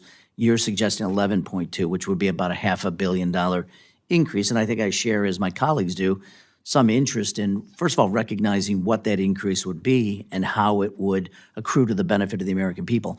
Can you just quickly, and I have a couple of different questions I'd ask you, just tell me where you would focus that increase on, because I'm concerned about the proposed cut, and we have virtually nothing to go on here. Yeah, very quickly, just in the last 3 years, the FBI has, through budget cuts and CRs, left vacant 1,000 permissions approximately every year. So right now, while everybody thinks the FBI has 38,000 employees, we do on the books, we don't have 38,000 humans. So year over year, those cuts have led to book attrition. And in order to get some of those back and some of those vacant slots back, we need to actually fund them. And the rest of the funding would go to preventing the removal of an additional amount of agents. Well, look, I'm sure you share our frustration. You probably didn't like the proposed budget any more than I think many of us did. So we would encourage you, as you're speaking to the president, to encourage him both to speed up the process and also to consider some of your recommendations. Earlier this week, there were reports by the Attorney General's plans to dissolve the Organized Crime Drug Enforcement Task Force by September 30th of this year. I find this deeply troubling. The task force's recent success in my district, just last week, we removed over 200 grams of fentanyl from the streets of Rochester, New York, where I'm privileged to represent. I did send earlier today a letter to the Attorney General, which I would ask unanimous consent to enter my letter into the record, but expressing my concern over the decision and reminding the Attorney General that funds appropriated by Congress for fiscal year 25 are required to be spent. And the legality of the decision aside, the FBI is an important member of that task force. I wonder if you could just share with me the importance of the work to national security and to the public, and how, if you've been consulted, and what your views are on the efforts to decommission it. I believe are you referring to OCDEF, sir? I'm sorry? Are you referring to OCDEF? Yes, that's correct. My understanding, and I'm not going to speak for the Attorney General on how the department views it, is that the cut is only to one singular office, not to the OCDEF program writ large, which the FBI has a large authority over. And so I have not been informed yet, and again, I'm not speaking for the AG, that the OCDEF program itself would be shuttered in any way. Okay, we're getting it from news reports because we're not getting it from the department. It said a DOJ budget analyst at OCDEF, I think that's how you say it, would be zeroed out in the budget. And also, and I just note parenthetically that it brought in $2 billion in proceeds. It cost $500 million to run the program. So that's honestly. It's good ROI. Yeah, this is good ROI. So I'd love to come back to you if I could, or have further conversations with your office about it, because I would like to see it continue. I think it does amazing work and is well worth the investment that we make. So again, thank you for being here, sir. No problem, sir. Mr. Alford? Thank you, Mr. Chair. Appreciate that. Director Patel, good to see you again. Thank you for being here. How many employees currently work for the FBI? It's approximately 35,000-ish. About 13,000 special agents? When we're full up, we're not quite. 3,000 intelligence analysts? Yes, sir. 19,000 professional support staff? Yes, sir. Is that about right? Mm-hmm. You say that you have eliminated 11,000 employees. Is that correct? No? No, sir, I think. How many people have been let go from the FBI? I don't believe I fired anybody. No one has been, but you could be firing up to how many? Well, I could if I would be forced to remove an additional 1,300 employees if we go along with the budget that's out right now. So that's where the $545 million in cuts would come from? Right, and just real quick, so a large portion of that also, people ask why we don't have that in our coffers currently. It's because there was a 2%, and rightly so, pay raise. So we used a lot of funding that we received in the last cycle to make sure everybody got paid what they need to get paid. Were there any deferred resignations? I believe a number of individuals have taken the program offered by the Justice Department. Would hiring or firing have anything to do with loyalty to the President of the United States? No. Would retribution have anything to do with any hiring or firing decisions? None whatsoever, sir. Would retaliation have anything to do with any hiring or firing positions? No, sir. The fentanyl crisis is very real. I had a friend who's lost 2 sons in the last 3 years to fentanyl poisoning. I prefer to call it poisoning because that's what's happening. China, Mexico, poisoning our young people, killing some 300 on average a day in America. We've discussed this before a couple of weeks ago. With the southern border almost 94% secure now, the attention is turning towards the northern border. Would you care to expound on that, please? I could talk about this for a long time, but I'll keep it short. Basically, if you look at last year versus this year, our enemies and adversaries, as I said in the beginning, are adapting and have gotten smarter. So a lot of the CCP processors of fentanyl precursors are no longer going to the narco traffickers down south. They're going down there into terrorist organizations and shipping it up north. They're making it in Canada, and then they're dumping it down here. Why? Because of the tyranny of distance. We've got a lockdown on most of the southern border. And just to highlight for you the known or suspected terrorist statistics in entering this country illegally, last year was about 350. The overwhelming majority of them came in from the northern border. This year, we're on par right now with about known or suspected terrorists entering the country from the northern and southern border, and it's about 45 each. So it's not just drugs that are coming in, but it's those looking to do harm on our way of life. How do we counter that?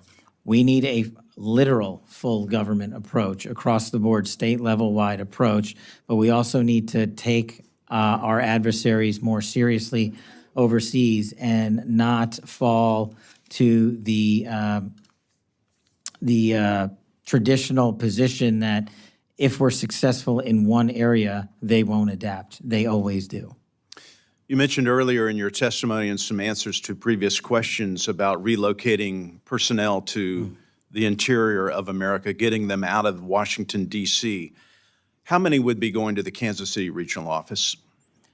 Approximately 37 positions to Missouri, 33 to Kansas City, 1 each to Topeka, Wichita, Jefferson City, and 2 to Springfield. And why are they needed there? You said that you're sending these to the most violent places, I believe was a quote. So I didn't decide that. I asked the people at the Bureau who've been doing this job for 20 plus years, tell me where we need to send agents, intel analysts, and SOSs. And these are the places they told me to send them and why. Because of the proportion of violent crime per capita in those regions needs to be covered down on. And that's not to say, and I don't want to say Kansas City has an explosion in and of itself, it's violent crime, but Kansas City covers down on a large area in Missouri and its surrounding states that have an explosion in violent crime, and that's why we're sending them there. Do we have the facilities to accommodate these personnel moving out into the regions? You do. There's been a lot of conversation about a new FBI headquarters. With the 30 seconds left, I know that you have an idea of moving the headquarters to the Reagan building, is that correct? We're currently in the process of reviewing options to keep the FBI within Washington, D.C., but we will most certainly be leaving the Hoover building because it is simply unsafe for the FBI personnel. Director, thank you for your service. I yield back. Ms. Dean? Thank you, Chairman Rogers, Ranking Member Meng, Chairman Cole, Ranking Member DeLauro. And thank you, Mr. Patel, for your testimony and for being here today. I've been looking at the President's 120-word FBI budget request, the so-called skinny, I'll call it Ozempic request, that states that, quote, the undoing of the weaponization of the FBI is one of the administration's top priorities. The weaponization of the FBI is something that deeply concerns me. It should concern all of us. And yet, since taking office, President Trump has been on a revenge tour. He has targeted individuals, universities, law firms, with executive orders to cut them out or to make them come under his will. He has used ICE to disappear U.S. citizens without due process, and he's fully ignored a unanimous Supreme Court order, and then over the weekend wasn't sure if he was obligated to uphold the Constitution of the United States. In your book, your recent book, Government Gangsters, you include an appendix with a list of names that people have referred to as an enemies list. Now, I know you will claim it's just an appendix, not an enemies list.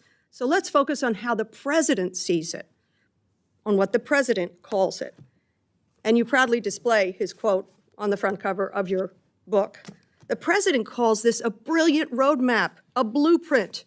And I have not even raised your storied children's book, The Plot Against the King. It concerns me how many people from this blueprint have been targeted with executive orders and FBI investigations. The FBI cannot be weaponized, and under your leadership, it has been nothing but a weapon alongside the president to go after the president's perceived opponents, to stifle dissent and free speech. A few weeks ago, as we saw through a social media post that you quickly deleted, the FBI arrested a judge in Wisconsin for correctly asking ICE officials if they had a judicial warrant instead of an administrative warrant, which they did not have. Despite this judge following the law, on the morning of April the 25th, the FBI arrested the judge in an escalation of the weaponization of the FBI under your leadership. Let me be clear. A functioning democracy does not lock up judges. I am gravely concerned about the utter lack of independence of the FBI and its weaponization under your leadership. I am concerned that the president is using this book, your book, as a blueprint, as he has said. It's a blueprint for revenge.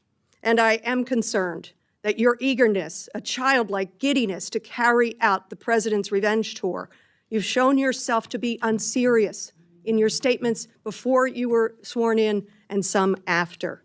You've shown yourself unfit to lead this important agency. I was an impeachment manager for President Trump's second impeachment. It was a sad, solemn duty. And so I wanted to ask you about that. Mr. Patel, as you and the President continue to weaponize and investigate his perceived enemies, as you follow this blueprint, when can I, a former impeachment manager, expect the FBI at my door? Ma'am, you want to know who was targeted by a weaponized FBI? Me. You want to know how and why? Well, You want to know what I'm doing to fix it?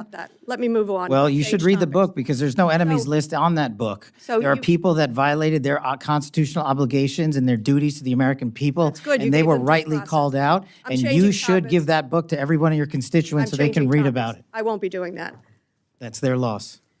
During your Senate confirmation hearings, you repeatedly denied having any involvement as a private citizen in the firing of FBI officials who engaged in the prosecution against January 6 insurrectionists, the violent rioters who beat and killed Capitol police officers, and whom you referred to as political prisoners. Since then, multiple whistleblowers have come forward, and we know that you likely committed perjury.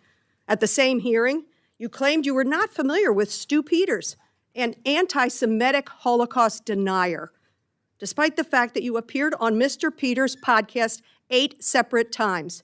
8 times, and you claimed not to recall.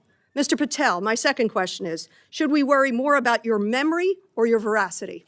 We should worry more about your lack of candor. You're accusing me of committing perjury. Tell the American people how I broke the law and committed a felony. Have the audacity to actually put the facts then the forward answer is instead of both. lying for political banter so you can have a 20-second answer donation hit. The answer is both. I believe that the The men and answer is women of you're the failing, not I me. reclaim my time. Go ahead.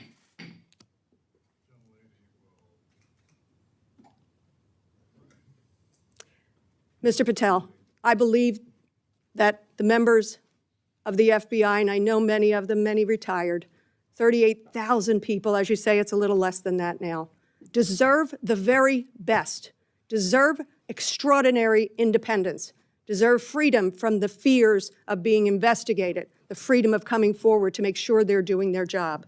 And I'll end with this, that I think it's interesting that in your proposal today, you find yourself at a gulf of difference between you and the president. I wonder how you will resolve that. Will you go to the president and say, we need $11.2 billion, not what you cut out of here?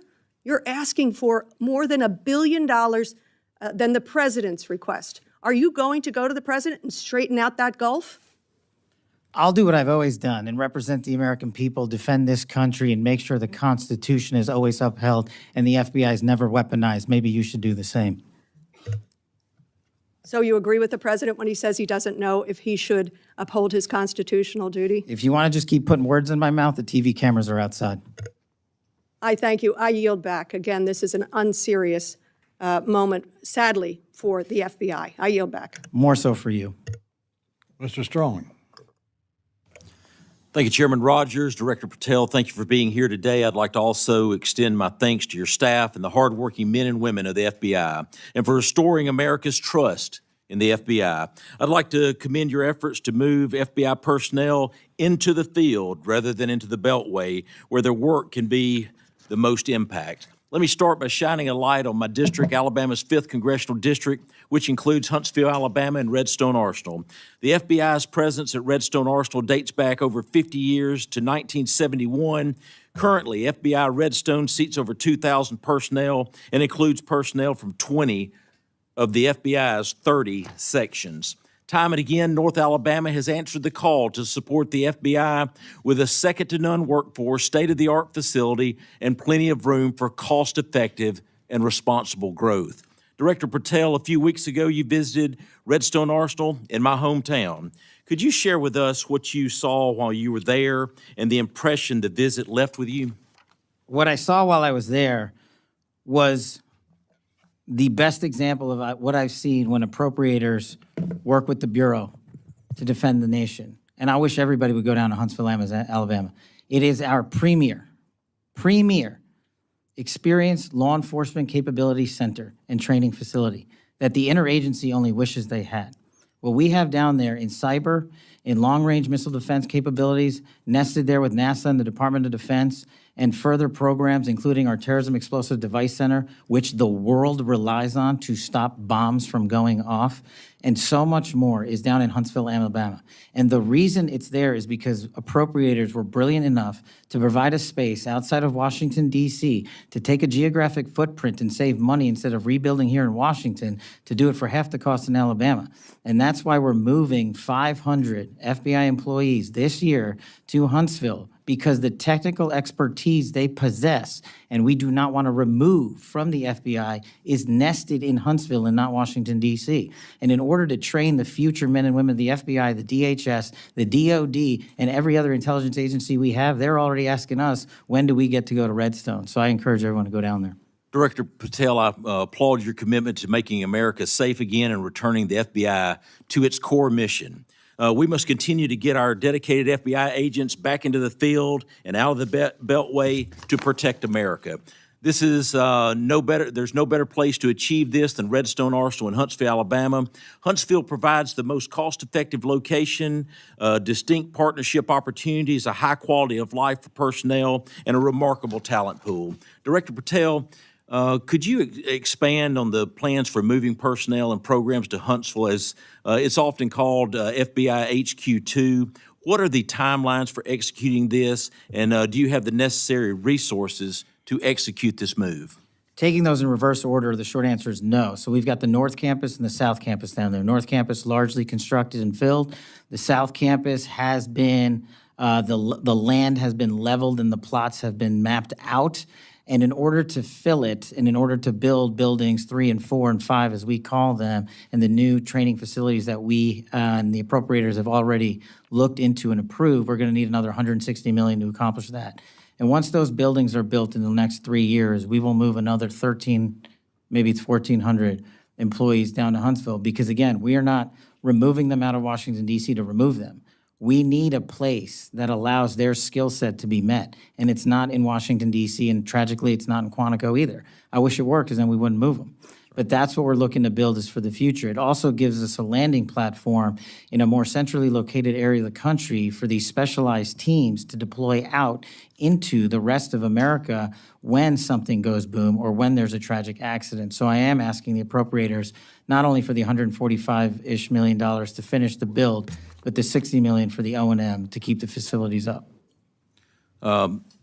With the great work occurring in Huntsville, I want to highlight the interagency collaboration between the FBI, ATF, DHS to address bombing incidents and the use of explosives.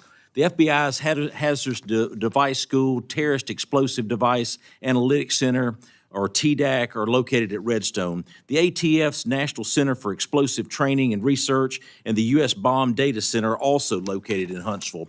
Likewise, DHS routinely collaborates with these partners, specifically their Office for Bombing Prevention. Director Patel, could you talk a little bit about the interagency efforts to address bombing incidents and the use of explosives? Yes, I'll try to be brief. Just like with drone technology, our adversaries, when it comes to explosive devices, their technical capabilities have exponentially increased. And in order to keep up and stay ahead and not behind of the boom, what we have to do is train. And this is another point of training for Redstone Arsenal.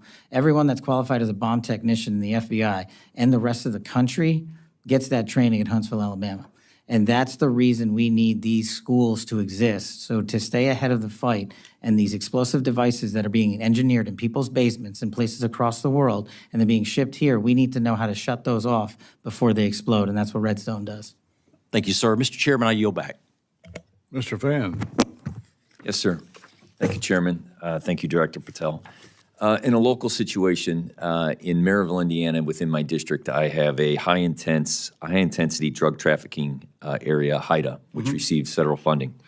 That works with the local law enforcement. We are the crossroads of America near Chicago. The drugs that you're talking about are transported through those areas all the time. With these budget cuts, can you talk about how those HIDA and agencies will be funded? Absolutely. Thank you, sir. It's like any other successful mission set that we have at the FBI. And HIDA, I worked on as a terrorism prosecutor as myself. Extremely critical because, like some of the other situations across the country, that region has been recognized, unfortunately, because of the high-intensity drug flow. In order to countermand it, we have to keep these task forces open, up and running, and funded. But in order to do that, we can't just flood it only with federal funds and federal personnel committed to working with our state and local partners, because that's what makes HIDA successful. My experience in HIDA wasn't in your district, but down in the Southern District of Florida, and I can't imagine it being too different in terms of how we proceed and how to make that successful. Okay. My next question is, just recently, you had a visit to the National Center for Missing and Exploited Children. Just please tell me how that cyber tip line and how that program's future looks with these $500 million cuts.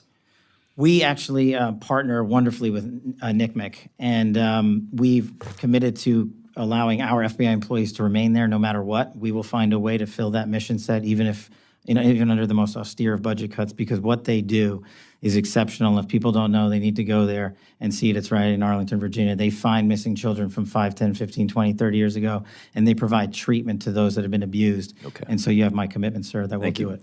I appreciate that. And according to the domestic terrorism operations sections, the internal tagging system used to track domestic terrorism investigations was eliminated, and the staff of 16 was reduced. Can you tell me that future and where you hold that program? Sir, if I may, can I get back to you on that in writing, because I'm not familiar with that off my Okay. head. Then in your written testimony, you had talked about cybersecurity. I'm going to tie two things together. The FBI agents, are they still currently at the end of every week emailing the 5 things that they've accomplished? I'm glad you raised that point, sir. We never did that. Okay. I stopped The that. FBI agents were never asked to put in their goals in which they accomplished? The reason why I say that is because I had a specific conversation at a retirement party of a chief from an agent who expressed to me that after he had chased a car down 8094 who had stabbed a family member, and he left his home and was able to prevent that individual from killing someone else because it was cross state lines, that he had to go back, and then that next day was told he had to fill out his emails of what he accomplished. That email was sent across government agencies. So it was sent to the FBI. It was sent to. So you just said it was never sent to the FBI. So was it or was it not? It was sent to the FBI. I, as the director of the FBI, said we are not. Who sent it? We are not responding to it. It came from a general account at the department. Okay, so then my next question is, that information that my FBI agent in my district sent to that agency, how is that information protected? I'm sorry, are you saying the agent responded to that email? Are you saying they did not? I told the workforce not to. But you just told me that they received the email. We did. So without this, let's just assume that they did. Where did that information go and how is it protected? That information would have only been sent to their immediate supervisor, and every supervisor in the Bureau was told if they received any such information, it is not to be actioned in any way. So what happened with that information with the supervisors? I don't know. I'll have to get back to you on that, if any was collected, but if it was, So you said that the FBI, that a different agency sent that email. What was that agency? It came from the Department of Justice. Okay. And those emails never went back to the Department of Justice who requested it? No, sir. Okay. And you're 100% confident of that? Yes, sir. Okay. The information that the supervisors had from those agents, where did that go? That should not have been transmitted anywhere. We got on top of it fast enough where I believe, and I'll Because you double thought check. it was wrong? I thought the. Why did you prevent it? Because the operational mandate that we have at the Bureau, in my opinion, prohibited the public disclosure of that information across our media. So to be perfectly clear, the Department of Justice got it wrong. I'm not speaking for the Department of Justice. As But you I said, are saying that that directive was in complete conflict of what your procedures and processes are. my procedures and processes are under the Department of Justice. I'm saying as a subordinate of the Department of Justice, that's where the email came from. I don't know where it came from on top of them. But your directive was to make sure that the Department of Justice did not get the FBI information. That no one got it. Except the supervisors. Why would they request it if they would never get it? Well, the supervisors were told to stand down. What I'm trying to say is when that email came in, we acted as fast as we could, I think the same day, to say we are not in a position to do that. Everybody hit pause till we figure out what to do. And the end result was we at the FBI are not complying with that request to publicly do so.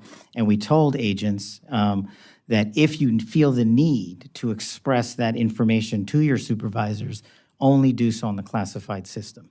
Okay. The information that I received, that personal conversation that I had, that agent didn't seem like he felt the need. He felt it was a directive. I thank you for your forthcoming. I look forward to working with you. The purpose of me bringing up this questioning was to make sure that that information is secure. Yes, sir. I'll double check. Mr. Moore. I yield back. Thank you, Mr. Chairman, and thank you, Director Patel, for being here. One of the things I wanted to touch on, and you mentioned in your comments, and I think this is just wonderful, is that one of the metrics you're looking at as you're moving these agents out into the field is opioid-related deaths. My state of West Virginia, we have the highest per capita opioid deaths in the entire country. It's unfortunately not even close.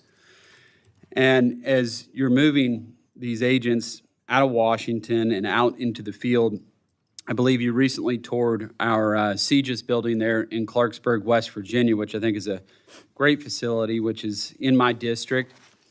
And is that facility going to receive any additional FBI personnel? Thank you, Congressman. Yeah, touring CGIS was an incredible opportunity for me to understand what I don't think most Americans and most of the world doesn't. The reason we are able to technically relay information on a live-time basis throughout the country and throughout the world is because of the Criminal Justice Information System hubbed in West Virginia and all its subordinate capabilities. And what we want to do is expand a little bit of footprint out there because we have so much land already paid for. And so, yes, in my move to shift resources outside of Washington, D.C., I would envision going more, not just to CGIS, though. The state of West Virginia would also receive a plus-up of 8, at least, employees, should I get the budgetary requirements. And then you mentioned, and there's 1,000 acres out there at CGIS. It's quite large. Is there additional resources that you need to be able to build out there at CGIS? Well, unlike Congressman Strong and Redstone, I don't have a prior appropriation that began new building construction in OMB. So we would need that. We've got the space for it, we've got the footprint for it, and we have already the manning to move into it. And what we have is aging systems that are aging out in Washington, D.C. and the NCR that either would have to be upgraded here at a monumental expense or moved right out to West Virginia. And you wouldn't know this off the top of your head, but perhaps you could come back to us what that number looks like in terms of being able to expand that footprint, what that appropriation would have to be for you to be able to expand the footprint out there in Clarksburg at CGIS. Sir, I could get back to you on that in writing. Yeah, that would be great. So you said in total it would be it'd be 8 additional agents that'd be going to West Virginia, or is outside of CGIS? Outside of CGIS. Yes. And then how many additional at CGIS? In CGIS, we are looking to move in. The problem is almost every seat in CGIS is filled. Oh, okay. So that's the issue we're running into because we've maxed out our spacing there. So to have a bigger footprint, we would just need new space. Okay. And Mr. Chairman, if it's appropriate, maybe perhaps we could engage in a conversation to identify, if appropriate, some additional resources to help Director Patel seat these individuals, since we don't have the space currently out at CGIS. We got the acreage, we got 1,000 acres out there, but we just don't have that. So maybe that's something you could follow up with the chairman Yes, and his staff with. Happy to.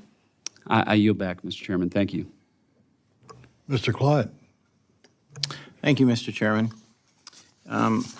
First, FBI Director Patel, thank you for being here today. As we all know, during the 4 years of the Biden-Harris administration, the once greatly respected FBI had been increasingly politicized and weaponized, drifting further from its core mission, and that is to protect and defend all American citizens. And Director Patel, I know you've been very new in the position, just a couple, 2-3 months, and you have a difficult task ahead of you. but I am very pleased and thankful for your confirmation, as I believe you are one of the best things that has happened to the FBI in at least the last decade, maybe 2 decades. Under the Biden-Harris administration, we saw the FBI weaponized against conservative ideologies, and more specifically targeted former President Biden's chief political rival, now President Donald Trump. Since President Trump first announced his candidacy in 2016, corrupt actors within the FBI unfairly targeted him, beginning with illegal surveillance of his campaign and administration based on a now debunked dossier funded by Hillary Clinton's campaign, leading eventually to the unprecedented armed raid by the FBI on his home in Mar-a-Lago. This politicization extends beyond President Trump. The FBI under the Biden-Harris administration also acted against the First Amendment rights of everyday Americans. Armed agents raided the home of pro-life activist Mark Houck, pointing weapons at his family over a peaceful protest. Whistleblowers also revealed that the FBI's counterterrorism division labeled concerned parents as potential threats, simply for opposing radical gender policies in schools. I'm pleased to see that the President's budget request for FY 2026 directly addresses some of these concerns, stating that the administration is committed to rooting out the weaponization in the FBI. So can you outline for me the steps that the FBI is, or that you are taking to restore the FBI's credibility and ensure that it operates in a nonpartisan, impartial agency committed to protecting the rights and safety of all Americans? Thank you, Congressman. What we're doing is the results we're seeing in Georgia, in Atlanta, specifically, are working. And the baseline is simple. The field level agents and intel analysts will decide what cases to open and shut based on one constitutional standard alone, a reasonable, articulable basis that meets the FBI dying requirements and the requirements of the Constitution to do so. It is a yes or a no. It is not a gray zone. It is not our job as FBI agents to make prosecutorial decisions, and we will not. We will open cases to investigate, and we will refer matters to the Department of Justice. And when you see that methodology and ethos transcend the FBI, you see what you've seen in Atlanta in the last 3 months, which is 255 violent criminal offenders arrested, 72 kilograms of fentanyl taken off the street. That's 5.5 million people dead. That's off the street. You've seen seizures of 11 kilograms of cocaine, 5,000 pounds of illicit narcotics, and that's enough lethal doses in total to wipe out half your state. If the FBI agents follow the Constitution singularly, that's what happens. And that's my standard. That's great to hear, because I appreciate that very much. Director Patel, I also want to address a recent incident that has had a lot of my colleagues on the left, not me, up in arms. 2 weeks ago, federal law enforcement officers arrested Milwaukee Circuit Court Judge Hannah Dugan on charges of obstruction of an official proceeding after evidence came to light that she shielded an illegal alien from federal agents. So does Title 18, Section 1505 of the United States Code, titled Obstruction of Proceedings Before Departments, Agencies, and Committees, prohibit individuals from obstructing or impeding the due and proper administration of the law? Generally speaking, Congressman, since that case is open, not commenting on that. Okay, yes. fair enough. All right. Well, I commend the FBI for its prompt action regarding the judge's alleged criminal behavior. That tells me that no matter what position you're in, all right, you will be held to one standard, equal justice under law. That's true. Thank you. All right. In recent years, particularly during the first Trump administration, we've witnessed state and local officials openly expressing their intent to obstruct federal law, especially regarding immigration enforcements. This has contributed to the rise of so-called sanctuary cities, where local authorities have publicly stated that they will not cooperate with federal immigration enforcement efforts. So how does the FBI intend to respond when judges or other officials, elected officials, continue to take actions that hinder federal law enforcement, such as those observed in Milwaukee? The FBI can only enter spaces under the Constitution that it is permitted to do so. We don't look at the position you're in, what your job is, where you come from, how much money you make, or what your ethnicity is. And for me, sitting here as the first minority ever to be the FBI director, I take that responsibility even more exceptionally so, because there has to be a colorblind system of justice. And we will execute the FBI's mandate of protecting the American people and upholding the Constitution to just that. It will be singularly applied to every single person in America. And not just that, it will be singularly applied to every single person within the FBI, because no one at the Bureau is above the law either. Thank you. And one last quick thing. You had mentioned a need for additional building construction in Huntsville at Redstone. I believe that there's $500 million in the CJS building account and about $800 million in the FSGG account as well, what was going to be slated for the new building, that you might look at that as a resource. Thank you. I did not know that. I will look. Yes, sir. Thank you. And I yield, Mr. Chairman. Thank you. Thank you. I think we are ready to wrap up here, but I will yield myself 3 minutes in closing. Mr. Director, the drug war, killing our beautiful young people, but we got a bit of a ray of hope in the last couple of weeks. CDC now says that overdose deaths from opioids decreased 30% in the last year. That's the good news. The bad news is 70% of that was fentanyl, overdose deaths from fentanyl.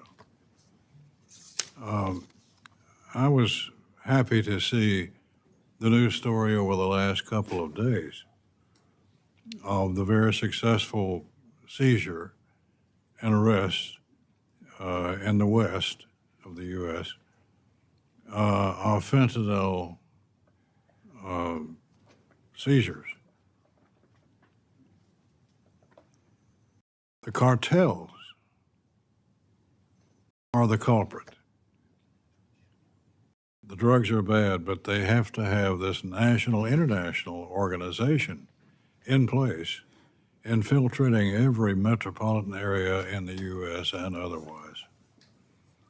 Cartels. Tell us what you're doing or plan to do to get at the cartels and destroy the system that's bringing these poison pills home. That's just it, Mr. Chairman. So in the first couple of months since we took over, we just 1 month ago, extradited 29 Mexican national cartel figures out of Mexico. So what we're doing is going down there to Mexico and saying, if you're going to import drugs and kill our children, you're coming here to face American justice. And that was just one trip. We've had 3 since I've been in the seat. That's part 1 of the issue, taking the fight down to the cartels in Mexico to the extent that the FBI can. We're partnering with our intel community partners and ultimately with the Department of Defense and whatever the administration decides is appropriate to take further action there, but that is still being worked out. Overseas, one of the things I'd like to highlight, and I'm glad we were able to get this in, is the fentanyl is killing our children and our youth, but no one is looking at the precursor machines and factories in mainland China. We are. We started that the day I hit the seat. And I did not accept the answer that whack-a-mole is how you do it, because if you take down 1, then another 50 get stood up. Well, we're going to take down 1 plus the 50 and the 100 after that. But what we need is an all-of-government approach to focus on the precursor shipping in mainland China. Because if you stop that and you stop the shipments going to our allied nations, such as Canada and Mexico and South America, then you stop their ability, the cartel's ability to make fentanyl. And that's my big push at the FBI on the fentanyl crisis. I wish you Godspeed. Ms. Ming, would you like to reply? Thank you, Mr. Chairman. I thank you, Director Patel, and your team for being here. I am disappointed that the chair is not allowing a second round of questioning. This is not typical, especially for an agency as large as this one. But I do thank you for being here. I thank you for your testimony. I thank you for your as previously stated willingness to uphold the Constitution, to uphold the law in restoring public trust for the agency and making sure that apportionments are accessible to the American people. And I know that you are, as you said, in the midst of this appropriations process. You talked about the $11.2 billion that you personally believe would be helpful to be most, for the FBI agency to be most effective. And as we work together, bipartisan, like Mr. Morelli said, to combat everything from violent crime to fentanyl to terrorism. We do want to work with you, and we would love more additional information. Obviously, we won't be able to do it during this hearing, but after the hearing on how we can get to the specifics where you arrived at the $11.2 billion, we'd love to work with you. And then I do want to yield my additional time to my colleague, Ms. Dean. I thank you. Thanks to Chairman. And I thank you for being here, Mr. Patel. I want to enter into the record pages 81 and 82 of your book, which is entitled Government Gangsters. And on 81, you said that Congress should use aggressive congressional oversight to expose every single bit of filth and corruption in the FBI and DOJ. Interesting, I didn't hear you talking about that anymore because you have 37,000 talented folks working with you and under you. You also, on 82, entering into the record, you wished that folks would testify publicly without time limits. I'm disappointed that we couldn't have done that. We should have not had such time limits. And then finally, I do want to enter into the record your Appendix B.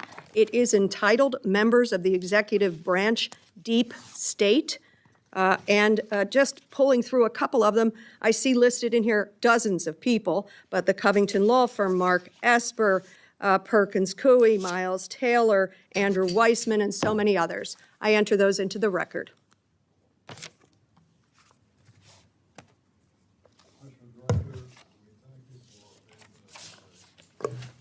We thank you for being with us today.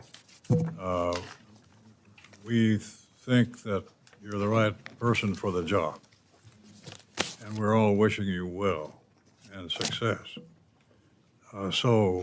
Thank you for your devotion to this country and to the cause that you now head. Without objection, members may have 7 days to submit additional questions for the record. Thank you, Mr. Director, for being with us. Thank you, Mr. Chairman. Committee Members stands of the committee. adjourned.